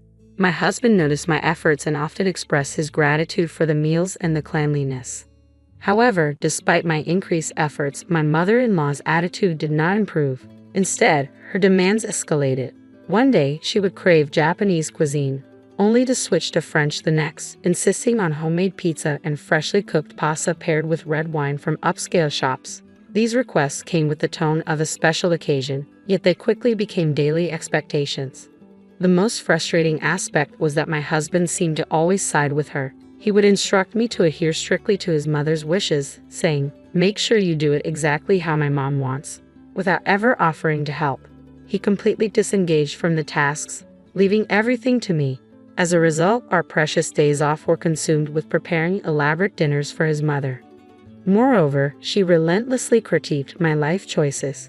"You're a wife. Why are you still working? You should be at home, supporting your husband. Plus, you're getting older and your time to have children is running out. Do you realize you're almost worthless?" she asserted daily. Her words were not only demanding but deeply hurtful, causing me to reflect on her character and wonder about the kind of upbringing that shaped such a harsh personality. Her constant criticisms made me question the sustainability of living under such scrutiny and pressure. One particularly stressful day, compounded by work and the ongoing tension with my mother-in-law, my husband confronted me with an accusation. "My mom says you're neglecting the housework. Is that true? You never listen to me and always act defiantly. I used to appreciate the lunches you made every day, but now it's all frozen food," Matthew said, his voice laced with disappointment. "Do you believe what your mom says?" "Of course I believe her. Why wouldn't I? Are you suggesting my mom is lying?" His tone sharpened, dripping with accusation. "You're acting terribly as a wife. Can't you fulfill your role properly?" I was furious at his lack of understanding and support. "What are you talking about? Just look for yourself. I make homemade lunches, clean, do laundry, and cook dinner every day." My frustration boiled over. "I'm telling you to stop lying. What mom says is true," Matthew snapped, dismissing my efforts as if they were inconsequential. "You're acting crazy." "Crazy? You're such a mama's boy. What are you even saying? You never believe me or help me with anything," I shot back, the argument escalating quickly. His face flushed with anger, and our exchange marked a significant deterioration in our relationship. From that day on, home became increasingly challenging. Whenever my mother-in-law criticized or harassed me, Matthew began echoing her insults. "Hey, is dinner ready? I just got home. Hurry up," he demanded one evening as soon as he walked through the door. "You're so slow and useless," my mother-in-law added, her words hitting me like daggers. As they berated me, I muttered under my breath, "You're both failures," feeling exhausted and isolated. They then decided to go out to eat together. "Never mind. Let's just go out to eat," Matthew suggested abruptly. "That sounds good. Let's go," my mother-in-law agreed enthusiastically. I was left behind, completely excluded from the outing, a clear sign of how disconnected I had become from what was supposed to be my family. Each day, I endured insults and belittlement from both of them, making me question the viability of staying in such a marriage. Was enduring this relentless negativity really worth it? It was then that life handed me an unexpected chance to change everything. As I pondered this new opportunity, a flicker of hope ignited within me. I finally realized that I didn't have to endure the toxic environment created by my husband and mother-in-law any longer. Their usual taunts persisted, unabated. "You're worthless as a daughter-in-law. I can't fathom how my son ended up marrying you," my mother-in-law scolded, with Matthew smirking beside her, clearly enjoying the moment. Seizing the opportunity, I stood up with unwavering resolve. "I'm going back to my parents' house for a month," I announced. They both stared at me, their faces a mixture of surprise and anger. "What about the house? What if there's a fire?" my husband exclaimed, panic evident in his voice. "You're being incredibly irresponsible. If you leave, then just divorce my son," my mother-in-law shouted, her anger palpable as she yanked open a drawer and pulled out divorce papers, thrusting them at me. "Go ahead, sign them," she challenged. "Oh, Mom, you're prepared for this," Matthew remarked, clearly taken aback. "That's right, you have no choice but to obey us. If you don't like it, then get a divorce," my mother-in-law asserted, convinced of her control. "Fine, let's get divorced then," I responded decisively, surprising them both. Their eyes widened in shock at my firm stance, but I ignored their reactions and began filling out the divorce papers. "I'm done with my part, so please leave quickly," I told them, my voice steady. Matthew blinked in disbelief, unable to reconcile the woman standing before him with the one he thought he could easily manipulate. "Was that earlier just a bluff? That's lame," he muttered, struggling to grasp that I was genuinely reclaiming my life and independence. When I insisted on finalizing the divorce, Matthew's demeanor shifted dramatically. He glared at me sharply. "Don't mess around." "I'm serious," I asserted, my resolve unwavering. Without another word, Matthew snatched the divorce papers from my hands and swiftly filled in his section. He slammed the papers down on the table. "Is this good enough?" he asked, his tone bitter. "Even if you want to take it back, it's too late." "Oh well, this means it's over for you too," he declared, attempting to mask his dismay with bravado, a cold laugh escaping him. My mother-in-law chimed in my heart, it's over for you guys. But I thought to myself, it's truly over for you. With no further delay, I left their house and immediately submitted the divorce papers. When I returned to my parents' home, I recounted everything to my father, who was deeply shocked but promised to support me in whatever actions were necessary. A month later, my phone was inundated with calls from my mother-in-law. "Hello, what do you want?" I answered, my tone icy. "We're strangers now," she replied, her voice pleading. "Please don't say that. Matthew and I are in a difficult situation." Her words dripped with insincerity. "Oh, really? That must be tough for you," I replied curtly. Her response was predictably sarcastic, revealing the true colors of our fractured relationship. "I haven't said anything yet. I'd rather end this call. Can I hang up?" I pressed, eager to disconnect. "Wait, I have a favor to ask. Can you talk to your father?" she implored, her voice tinged with desperation. "Why should I, after everything you and Matthew put me through?" I shot back, irritation bubbling to the surface. "I'm sorry about that," she replied, attempting to mend bridges. "I didn't realize your father's company is an important business partner of Matthew's." Her words hit me hard. It turned out my father ran a successful company that had dealings with Matthew's. We probably discussed this before getting married, but at that time, my father-in-law was still alive, and my mother-in-law hadn't felt the need to involve herself in those discussions. As for Matthew, it was strange that he didn't remember, but perhaps he had forgotten while siding with his mother and criticizing me. When my father decided to sever business ties, Matthew's company offered to continue the contract by letting him go, resulting in his job loss. This turn of events highlighted the consequences of their actions and how my departure had set everything in motion. Matthew had ambitious plans to remodel our family home, anticipating us living together long-term. To finance these renovations, he had taken out a substantial loan. However, with his recent unemployment, managing the repayments became nearly impossible. Up until our divorce, I had contributed my fair share to our living expenses, which had helped keep us afloat financially. Now, with the divorce finalized, Matthew and my mother-in-law found themselves in a precarious situation. "Why did you feel the need to show off by remodeling the house, Matthew? You're so proud, just like your mother," I couldn't help but think as I listened to their financial turmoil. My mother-in-law reached out again, her voice desperate. "Please help me," she pleaded. "I apologize for my mistakes," she added, her tone weak and devoid of her usual defiance. "I'm sorry, but I can't forgive you for what you've done," I responded firmly. "If you're expecting me to help, it's pointless. Instead, focus on finding a job, even if it's temporary. This conversation is a waste of time, so I'm ending it now." With that, I ended the call and took the decisive step of blocking their numbers. Later, I learned that Matthew and his mother couldn't keep up with the mortgage payments and were forced to sell the house. It was a relatively new home, one that could have comfortably supported my mother-in-law through her retirement. It was a shame that their poor financial management and unnecessary extravagance led to such a waste. They ended up relocating to an apartment on some island where my ex-husband now works part-time. This drastic change in their circumstances highlighted the impact of their actions and our severed ties. While they now relied on my mother-in-law's pension to make ends meet, I was preparing for a significant change in my own life. Instead of renting a new place right away, I decided to stay with my parents until my departure. This time with them was precious to me, and I intended to cherish every moment until I moved overseas. I was filled with excitement and hope about starting anew in a different country. Despite the past difficulties with my ex-husband and mother-in-law, I remained optimistic about what the future held. It puzzled me why they had treated me poorly, but I felt relieved to have severed those ties. Perhaps in this new chapter abroad, I might even meet a wonderful partner and explore the possibility of an international marriage. I genuinely wish happiness for my ex-husband and mother-in-law in whatever their future endeavors might be. Thank you for following my story. If you found it engaging, please consider subscribing to the channel. I look forward to sharing more updates and stories with you as I embark on this exciting journey. To mark his retirement, I'm organizing a special trip to Spain with our parents. Starting today, I'll be using your Platinum card for the expenses to ensure we can make the most of this celebration. I hope you understand the urgency as we need to leave soon.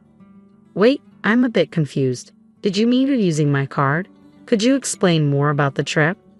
Sorry, I have to leave now, but we can talk about the details when I return.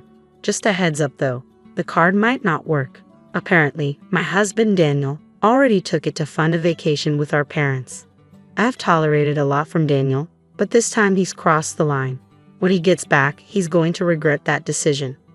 My name is Angela. At 35, I've built a successful career at a major company after graduating from a prestigious university. Despite my young age, I'd earn enough to support not only myself but also Daniel, who's currently unemployed, and even a potential child, though we haven't started a family yet. We've been married for 4 years, and the idea of having kids is still floating around. But while I have a stable job and a good income, I can't say I'm fully satisfied with my life.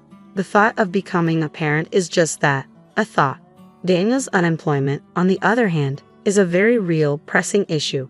Tonight, I'm not hungry because I snacked earlier, but that's trivial compared to Daniel's job situation. He didn't even go to the interview he had today. Instead, he stayed home browsing job sites. Daniel left his last full-time job over a year ago, and since then, he's only worked temporary part-time gigs, quitting each one after a short stint. He's currently looking at both full-time and part-time options, and I keep pushing him to focus on landing something permanent. I know timing is important, but I really wish he would find something stable soon. I know I can't push him too hard. He had a bad fallout at his last job due to a disagreement over work policies. At first, his coworkers supported him when he challenged his boss, but as tensions rose, they all sided with the boss, leaving Daniel isolated. Feeling betrayed and unsupported, he couldn't continue at the company and ended up resigning. After that, Daniel withdrew into himself. He spent weeks locked in his room, barely engaging with anyone. Slowly, he started to come around, helping out around the house, though his smiles never quite reached his eyes. After 3 weeks, he began job hunting again with a sense of optimism, determined to start fresh. But the process was harder than either of us expected. Despite his efforts and qualifications, rejection after rejection poured in, which Daniel believes stems from the bad blood with his former employer. Every rejection took a piece of him, leaving him disillusioned and questioning his own worth. The frustration built up. One day, I came home to shredded resumes littering the living room floor. It was clear that his latest interview hadn't gone well. I tried to approach the situation gently, suggesting he clean up the mess. That's when Daniel told me he was thinking about giving up on the job hunt altogether. He said there was no point. After all, we could live on my salary alone. While some people thrive as full-time homemakers, this wasn't the life Daniel envisioned for himself. It felt more like a way to avoid confronting the challenges of his job search. I could see how deeply his last job experience had scared him, and how the repeated rejections had chipped away at his confidence. I decided to give Daniel some space and support, hoping he'd eventually find his way.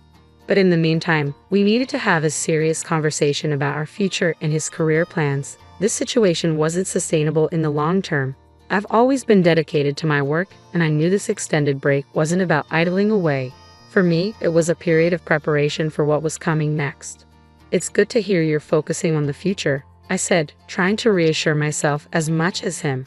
Living close to my in-laws, Daniel's mom, Helen, and his dad, Peter, had its own dynamics.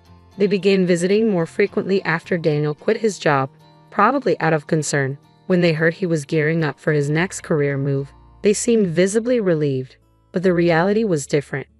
"The beer's running low. Can you pick some up on your way home?" I asked one evening. "Again? You're drinking too much. Maybe try to cut back a bit," I gently suggested.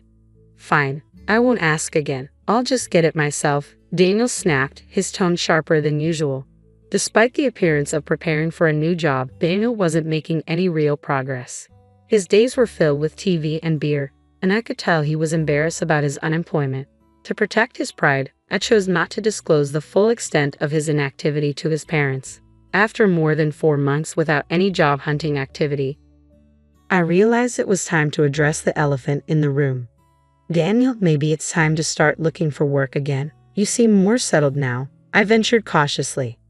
"What? It's only been 7 months since I left my last job, and you want me to go back already? After everything that happened," he replied, his voice a mix of disbelief and irritation. I could feel the tension rising, but I knew we couldn't avoid this conversation any longer. "I just think the break has been quite long. Let's not drag this out," I pressed, hoping to push the conversation forward. Stop nagging. You can't understand my feelings when your job is going well. I have my struggles too, you know. Everyone faces work problems and relationship issues. Daniel shot back, frustration bubbling to the surface. Despite the tension, Daniel eventually agreed to start job hunting, which felt like a small victory. But the conversation had clearly upset him, and he walked out, still fuming. When things calmed down, I planned to apologize, hoping to smooth things over. Not long after, Daniel surprised me with an update. I got a job. Because you pushed me, he said one day, his voice a mix of reluctance and acknowledgement. That's great. Where? I asked, eager for more details. At a nearby supermarket, he replied. Then, with a hint of dismissal, he added, so yeah, you'll need to learn and work hard, right? I tried to encourage him. That's fantastic, whether part-time or full-time. Any job is significant. But Daniel quickly brushed it off. It's just part-time. No need to work too hard. I bit my tongue, holding back any further comments. I figured that, for now, this was a step in the right direction, and maybe it would help him regain his footing. A few weeks later, Daniel came home one day and announced, I'm back. You're home early. How's the job going at the pub? I asked, mistakenly mixing up his actual workplace. I quit the supermarket job, he replied, his frustration evident. A college student there was being bossy, always telling me where to put the boxes in storage. It felt like harassment. I sighed internally. The student was probably just explaining proper procedures, something common in any job setting. But Daniel's pattern of finding and quitting jobs continued, and it was becoming clear that his challenges went deeper than just finding the right position. A year had passed since our last serious talk about work, and Daniel now tells me he's working part-time at a pub, an industry he'd never tried before. He's fascinated by it and claims he might have found his true passion. Really? That's fantastic, I replied, hoping that this time, something would stick. I respond, though I can't help but worry about the financial aspect. But isn't the income from a part-time job in a restaurant somewhat limited? That's okay, Daniel assures me, his eyes alight with a new kind of determination. I'm apprenticing right now, but I'm aiming to become independent. I plan to own my own place someday. That sounds like a solid plan, I reply, genuinely pleased to see him with a goal. Wanting to encourage him, I added, here, take this and treat yourself to something nice for once, handing him some money to support his new venture. However, the reality behind Daniel's optimistic facade soon became clear. Just 5 days after our conversation, he quit the pub job. Worse, he continued to deceive everyone around him, including his parents, from whom he accepted money under false pretenses. This revelation hit hard, and I found myself grappling with growing frustration and disappointment. Determined to address the issue head-on, I seized the opportunity one evening while he was watching a movie. Hey Daniel, let's talk, I said, reaching for the remote and pausing the film. It's frustrating when you pause at the best part. What is it? Daniel complained, clearly irritated. Daniel, you're 37 now, right? That's prime working age. Don't you think about the future? You spend all day at home, drinking and watching TV. The future? There are plenty of 37-year-olds not working. Lots of people enjoy life without a job, he retorted defensively. True, work isn't everything, but those people have something they're dedicated to. Do you have something like that? Yeah, I know you're upset about me not working. I'll look for another part-time job, Daniel replied, his tone dismissive but with a hint of concession. Though he seemed set on working only part-time, considering his history of quitting jobs and his deeper issues, I had been cautious about pushing him too hard. But now it was clear, Daniel needed to find some stability. Then, one day while I was at work, I received an unexpected text from Daniel. Dad's retiring, so we're going to Spain to celebrate. Starting today, I'm borrowing your platinum card. We're going to enjoy ourselves on your credit card.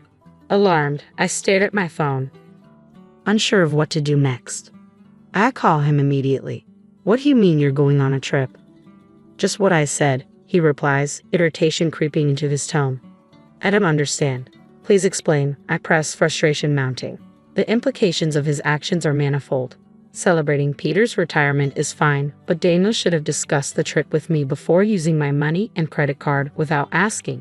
The thought that he might have told his parents he paid for it himself, using my credit card no less, only fuels my anger and sense of betrayal. This situation serves as a stark reminder that despite some steps forward, we still have deeper issues to confront. Daniel's recent actions highlight a significant moment in our ongoing struggles with responsibility and communication. As we discuss his upcoming trip to Spain, something you said caught my attention. You mentioned borrowing a credit card. Do you mean the one from our house? I ask. Yeah, why? He replies nonchalantly. Daniel, I own a platinum credit card. Contrary to popular belief, it's not just for those with high incomes. Factors like credit history and stable income play a part. It's possible to secure one in your 30s despite its high annual fee. I value the benefits and points it offers, but that card was supposed to be in my wallet. So you took the credit card from home. I press. Yeah, so I'm counting on you for the payment. Daniel responds, a bit too cheerfully for the situation. His casual demeanor and eagerness to leave make it clear he thinks he has everything under control, but the truth is about to complicate his plans significantly. What are you waiting for? We need to leave, he urges, eager to get moving. Hold on, I interrupt. The credit card you took won't work. What? That can't be right, he exclaims. It's under Angela's name, and it expires this month. It's close, but it shouldn't be an issue, he counters, disbelief creeping into his voice. You're lying. You're just trying to stop me from using the card. Daniel accuses, frustration mounting. Yes, it does expire this month, I admit. That's why I've already received a new one. Sometimes when a new card is activated, the old one stops working. I've already started using the new card, so the one you took won't work. Are you kidding me? You think I'm lying? His voice tinges with panic. If you don't believe me, I can send you the URL to the credit card website, or you can just try using the card. It would be funny to see you try to pay with a card that doesn't work. This credit card really won't work, he mutters, more to himself than to me. I can hear his parents calling him in the background, but he seems too flustered to respond. What should I do? I told them I'd pay for everything except the round-trip travel, he says. Oh, they covered the flight? I ask, realizing the gravity of his situation. Yes, Dad felt bad about covering all the trip costs. Daniel explains, a hint of relief in his voice. What should I do? I'm about to take a cab, and I don't even have money for that. That's not my problem, I respond firmly. You said you would pay for everything except the flight. Using my credit card in the first place was wrong. You should pay with your own money. How can I? I don't have any money right now. Daniel exclaims, the reality of his predicament sinking in. Daniel, you haven't been taking work seriously, I conclude, watching the situation unfold as a stark reminder of the broader issues at play. Daniel's reliance on deception rather than facing his responsibilities head-on has led us to yet another crossroads. It all came to a head when Daniel tried to impress his parents by planning a trip without having the actual means to fund it. As I hung up the phone to return to my work, I left Daniel in a predicament where he would eventually need to confess to his parents about his financial deception. Later that evening, after my workday ended, I received a call from Helen, Daniel's mother. I heard from Helen that Daniel had tried to use my credit card and lied about working. I'm so sorry for the trouble, she apologized. No, don't apologize, Helen, I replied, trying to keep my frustration in check. I'm sorry for the inconvenience with the credit card. Are you okay with the money? She asked, attempting to smooth over the immediate concerns. We'll cover the costs of this trip when we return. I'll make sure Daniel apologizes and starts looking for a job immediately, Helen assured me, though a hint of worry colored her voice. I appreciate that, but I'm considering divorcing Daniel, I confess, letting the weight of my decision hang heavily between us. Divorce? Because of this? Helen's surprise was evident even over the phone. It's part of it, I admitted. Daniel has been taking money from me for a while. I stopped giving him cash to limit his drinking. He got a part-time job and started buying his own alcohol, but his salary couldn't cover his daily expenses. He's been taking money from my wallet to buy alcohol, sometimes just $10, other times $50. Over the year, it added up. When he took my credit card for this trip, it made me realize he had no intention of changing. I understand. Should I inform Daniel about the divorce? Helen asked, her tone now somber. Could you just tell him I want a divorce?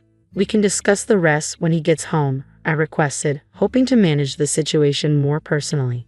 The next morning, I received a call from Daniel, likely having learned about the divorce from Helen. Feeling drained, I chose not to answer. That evening, when I returned home from work, I found Daniel waiting for me in the living room, having cut his trip short. I'll start working seriously now. Please don't leave me, he pleaded, his apology seeming sincere. Seeing him apologize and show remorse was unexpected, but it came far too late. He had a whole year to change, yet here he was asking for another chance after all my repeated warnings and the countless opportunities he wasted. I'm not going to give you another chance, Daniel. You gave up on me a long time ago. My decision is final. Can you please leave? I said, standing firm in my resolve to move forward without him. The cycle of broken promises had to end, along with our path together. Please don't say that. If you won't let me stay, should I move out? He asked, desperation creeping into his voice. Only if you can afford the rent here, I replied, my voice steady despite the storm of emotions swirling inside me. Daniel fell silent, the harsh reality of his financial instability and the looming divorce weighing heavily on him. He had no money for next month's rent, let alone a steady income to depend on. As the realization set in, he seemed to shrink before my eyes. With no options left, he quietly left the house. I watched him go, a part of me wanting to offer help for transportation, but I reminded myself that Daniel wasn't a child. He needed to manage his affairs. It was a sad moment, seeing him depart under such strange circumstances. Later, after Daniel had gone to his parents' house, Helen called me.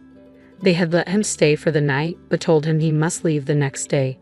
They were worried that if he stayed longer, it might encourage his dependence on them. As tough as it was for them, they believed it was necessary for Daniel's development. When Daniel returned to our house, desperation was clear in his voice. Please help me. I've got nowhere to go and no money, he pleaded. That's the result of your actions. You need to handle this yourself, I responded firmly. Over the past year, all Daniel had done was neglect his responsibilities and do as he pleased. It was painful but necessary to deny him entry, turning him away right at our doorstep. The divorce proceedings, though tense, were expedited with the support of his parents. I'm not entirely sure what became of Daniel afterward. He's likely still hopping from job to job, crafting excuses for his situation. I thought I would feel lonely without him, but I didn't. His presence had been a constant source of stress, always walking on eggshells to avoid upsetting him. Now free from the need to accommodate his whims, I've been living more comfortably. Unknowingly, our life together had become a burden, one I hadn't fully recognized until he was gone. Relieved of that weight, I now find myself living a lighter, more authentic life, no longer tethered to the needs and failures of someone else. Hey everyone, I'm Olivia Thompson. That was my wedding, and its chaotic aftermath, so let me fill you in. I'm a 28-year-old marketing executive, and I was absolutely ecstatic about marrying James, my software engineer boyfriend of 5 years. We were head over heels in love, but there was just one small hitch: his family. Sophia, I swear if Patricia makes one more passive-aggressive comment about my dress choices, I'm going to lose it, I groaned, collapsing onto my best friend's couch. Deep breaths, Liv. You've got this, Sophia soothed, handing me a much-needed glass of wine. Remember, you're marrying James, not his mom. I know, I sighed, taking a big gulp. It's just Patricia and Rachel are so possessive of James. It's like they can't stand the idea of another woman in his life. Have you talked to James about it? Yeah, but he just brushes it off, saying they're excited about the wedding. I don't think he realizes how weird they're being.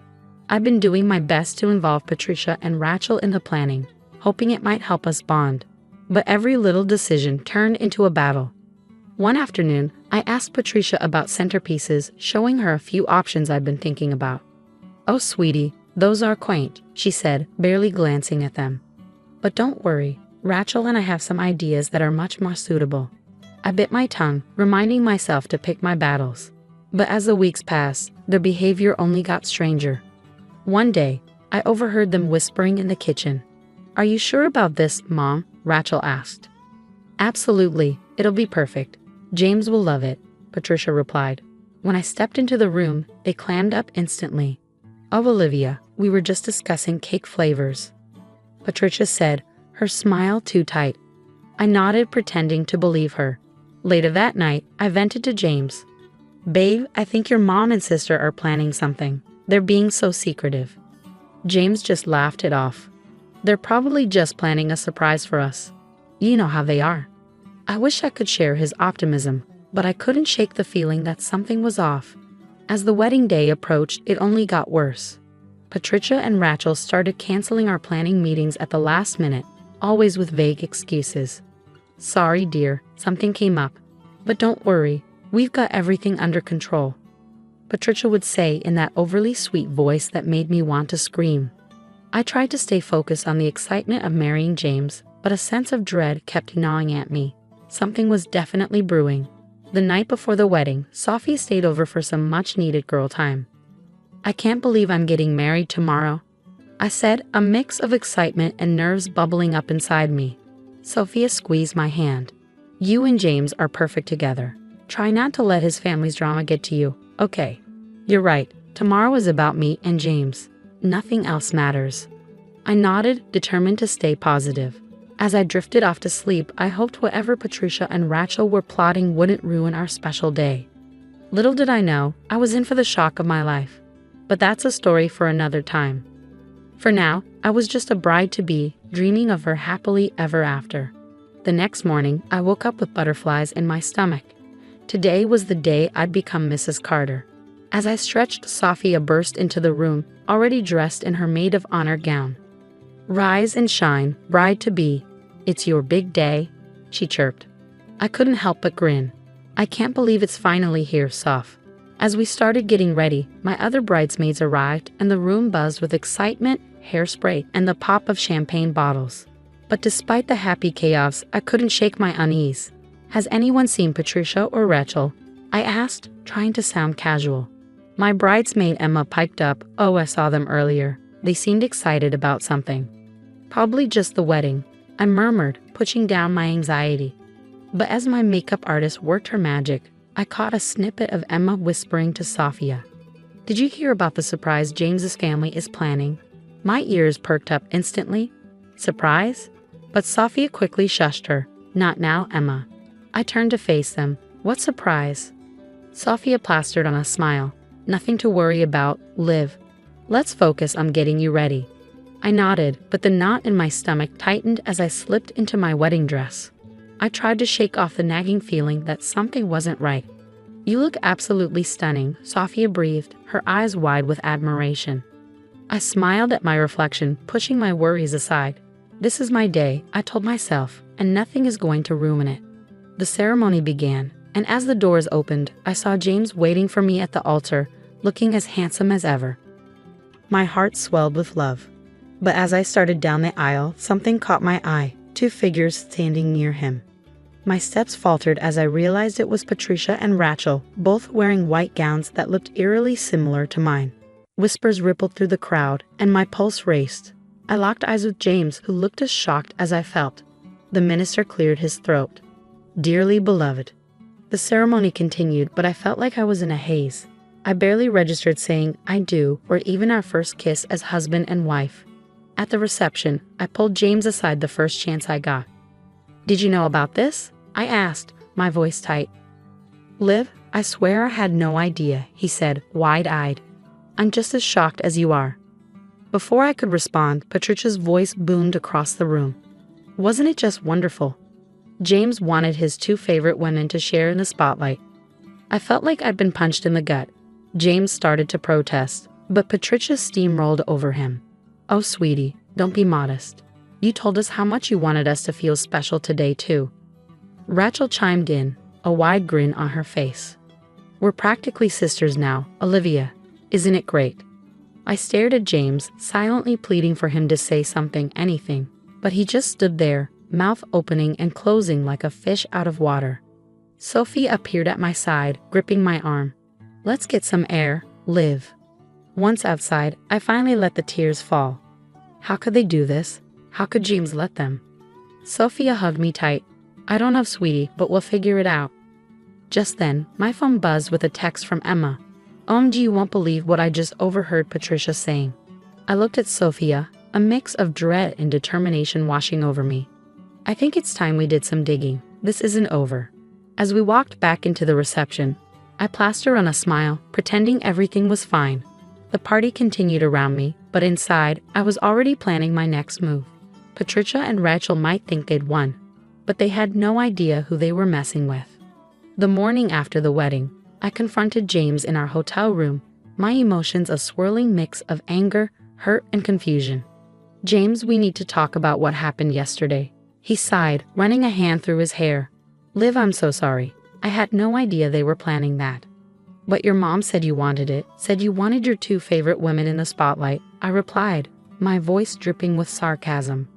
"That's complete bull. I never said anything like that. I'm as shocked as you are." I wanted to believe him, but doubt nagged at me. "Then why didn't you say something at the reception? You just stood there." I was in shock. I couldn't believe my own mother and sister would do that, he said, looking miserable. I paced the room, my wedding dress lying in a heap on the floor.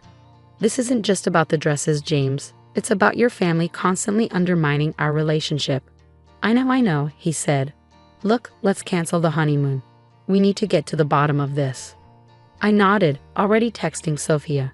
"We need to start digging." Over the next few days, Sophia and I turned into amateur detectives. We scoured social media, looking for clues.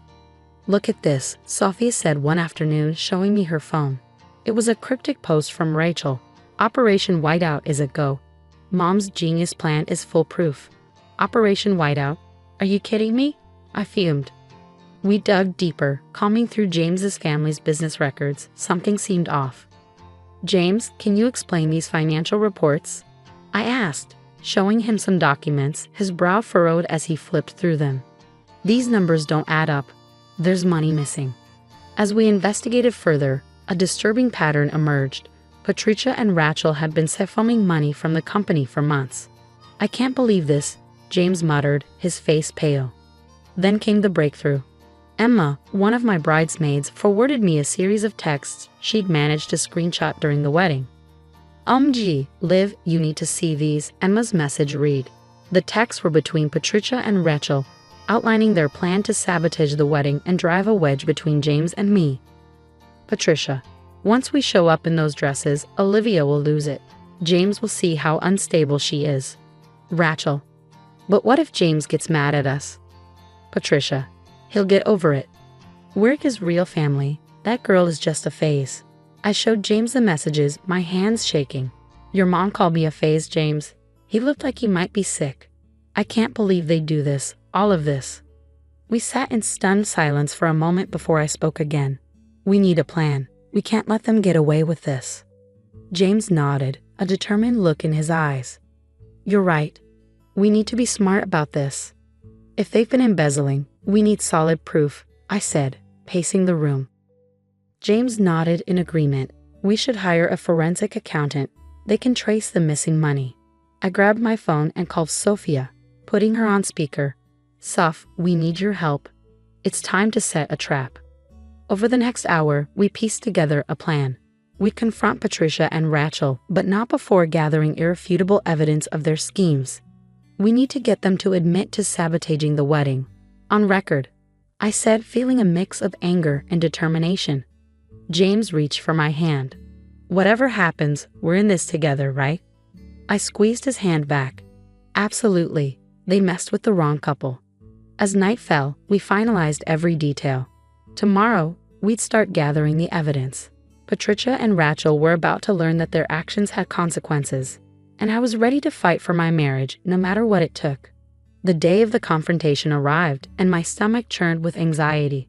James and I walked into his family's home, a folder full of evidence tucked under my arm. "Mom, Rachel, we need to talk," James said, his voice steady but firm. Patricia flashed a sweet smile. "Of course, darling. What's this about?" I laid the financial records on the coffee table. "Let's start with the missing money from the company." Rachel's face turned pale, but Patricia scoffed. "I don't know what you're talking about." Without a word, James pulled out his phone and hit play, letting the recording of their conversation about sabotaging the wedding echo through the room. Patricia's eyes widened in shock. "You little sneak." She spat at me, her tone venomous. "James, are you really going to let her treat your mother this way?" James didn't waver. "No, Mom. This ends now. We know everything." Suddenly, Rachel broke down, tears streaming down her face. "It was all Mom's idea. She made me do it." Patricia gasped in disbelief. "Rachel, how dare you?" The room exploded into chaos, with Patricia and Rachel turning on each other, hurling accusations like daggers. James and I stood there, watching in disbelief as years of manipulation unraveled before our eyes. Finally, James spoke, his voice thick with emotion. "I can't do this anymore. You're both out of my life." We left that day with heavy hearts but clear minds, determined to move forward. A fresh start was waiting for us in Seattle. Over the next few months, I threw myself into my career, eventually launching my own marketing firm. James focused on healing and reconnecting with his father, who had long been overshadowed by Patricia's domineering personality. One sunny afternoon, James burst into our apartment, waving his phone in the air. "Liv, you won't believe this." He showed me the news. The family business had collapsed due to the embezzlement scandal, and Patricia and Rachel were facing serious legal consequences. I hugged James tightly. "Are you okay?" He nodded, a mix of relief and sadness in his eyes. "Yeah, I think I am." As our first anniversary approached, we decided to renew our vows. The wedding we should have had from the start. Surrounded by true friends and supportive family, we stood under a floral arch in our backyard. I gazed into James's eyes, feeling overwhelmed by how far we'd come. This past year has been a roller coaster, but I wouldn't change a thing. It showed us how strong we are together. James squeezed my hands, smiling warmly. "I love you, Liv. Thank you for fighting for us." Later, as we danced under the stars, I spotted Sophia chatting with James's dad. She gave me a thumbs up, and I couldn't help but smile. We'd been through hell, but we had come out stronger. Resting my head on James's shoulder, I knew that whatever life threw at us next, we'd face it together, free of toxicity, stronger than ever. The story of Olivia and James has come to an end, but now I want to ask you, if you were in Olivia's shoes, would you have forgiven Patricia and Rachel, or do you agree with the decision to cut ties completely?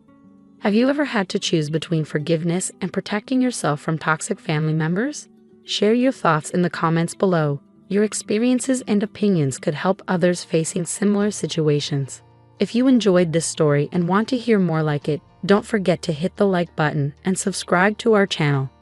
Your support helps us continue sharing these compelling stories of triumph over adversity. Thanks for watching, and we'll see you in the next video. Hey, I'm Emma Carter. I'm 28, living in the heart of Silicon Valley, and I've just launched my own tech startup. Life's pretty good right now, but let me tell you, it wasn't always this smooth. I had to scale a lot of mountains to get here. It all started when I was 10. My mom remarried, and I suddenly had a new stepsister, Vanessa. She was 12, and well, we didn't exactly hit it off. "You think you're so smart, don't you?" She'd sneer whenever I aced a test. I'd shrug and say, "It's not about being smart.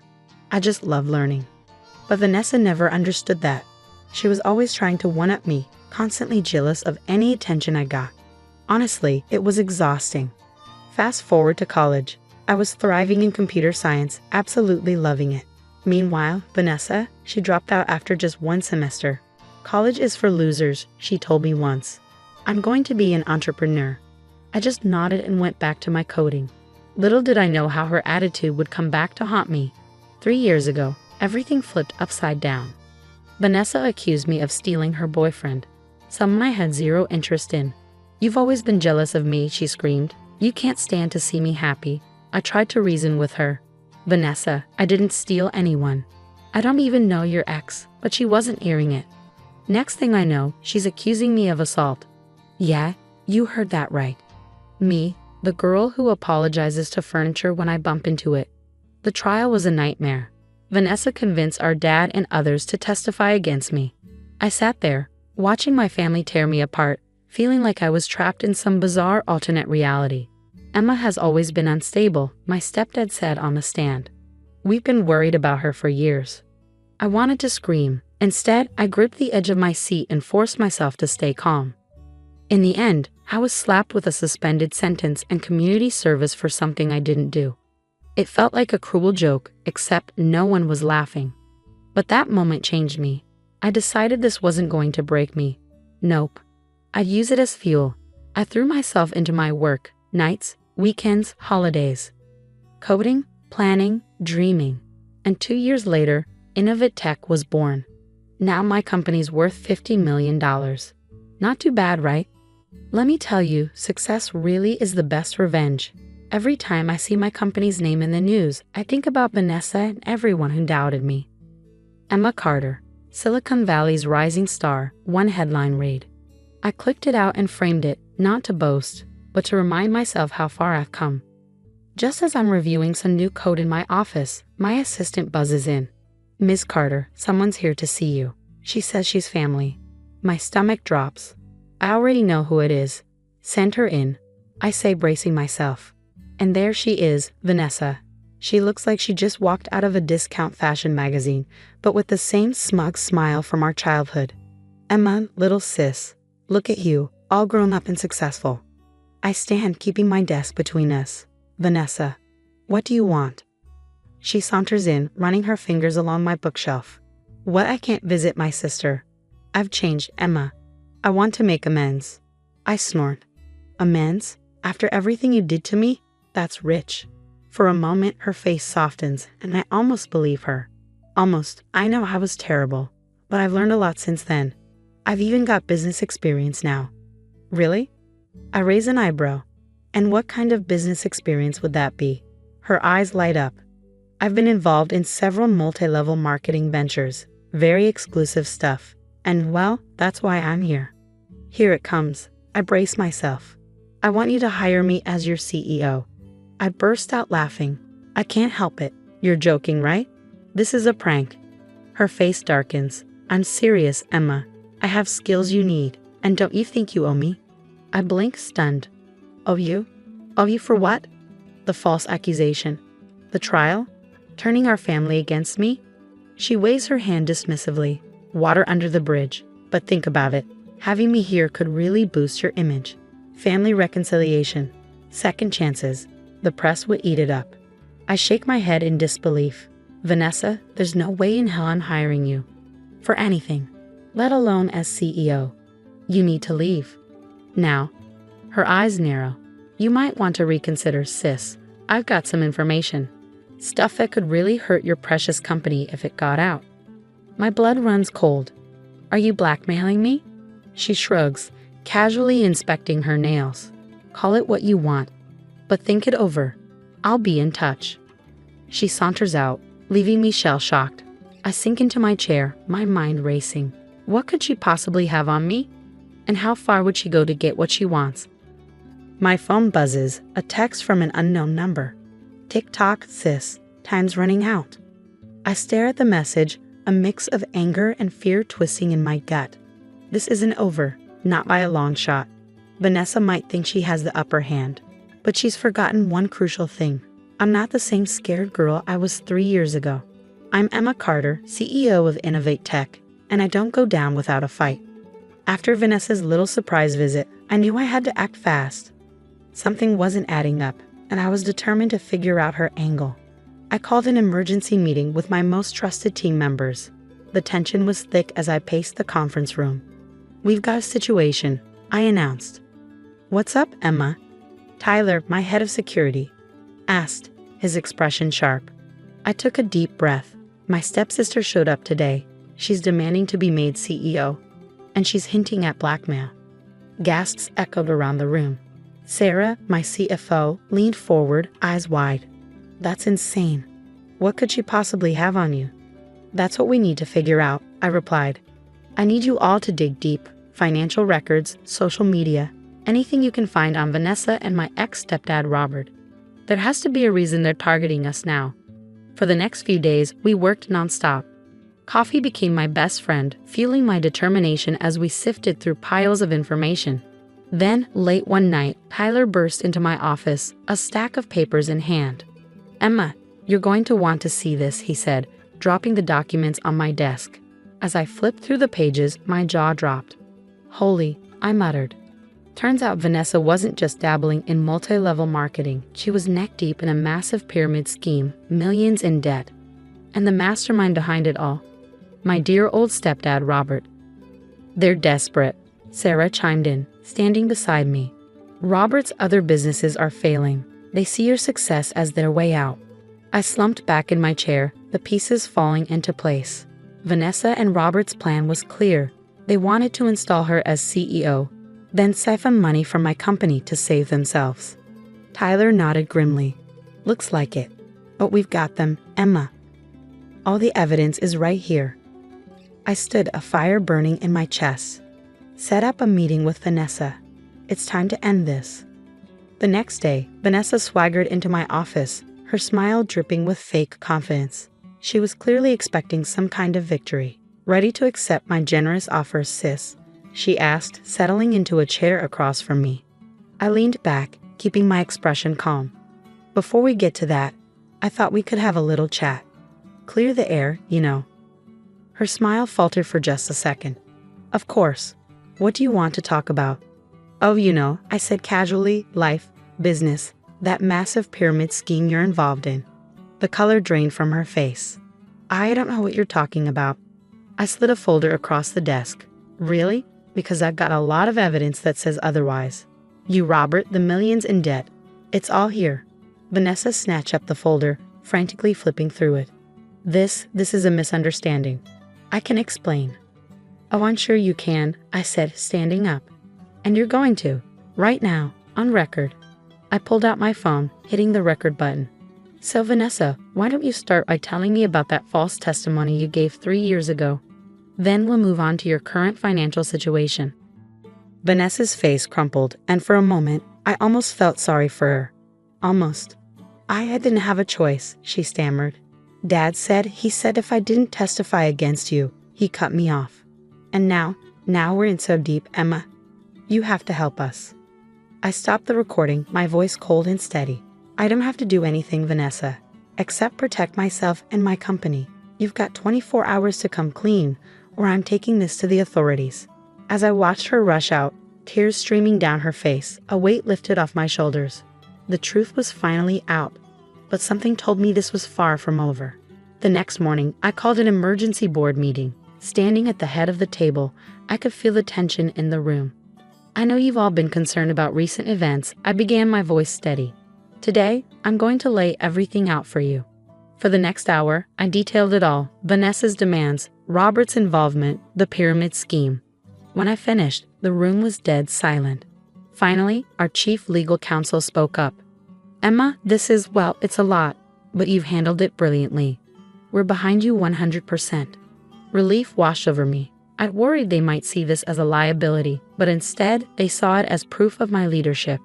Just then, my assistant buzzed in. Miss Carter, Vanessa is here. She's demanding to see you. I looked at the board. Well, let's end this once and for all. Vanessa burst in, her eyes wild. Emma, have you thought about my offer? I really think. I cut her off. Vanessa, meet our board of directors.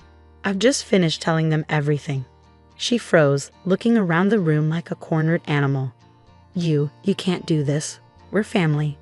Family doesn't blackmail each other, I said firmly. It's over, Vanessa. Go home. As security escorted her out, I felt a mixture of sadness and relief, but I knew I had one more thing to do. That night, I called my mom. Mom, there's something you need to know about Robert, I said, and I told her everything, the fraud, the manipulation, all of it. There was a long silence on the other end. Oh, Emma, she finally said, her voice cracking. I'm so sorry, I should have believed you. It's okay, Mom, I replied, feeling a lump rise in my throat. It's not your fault. The next few weeks were a whirlwind.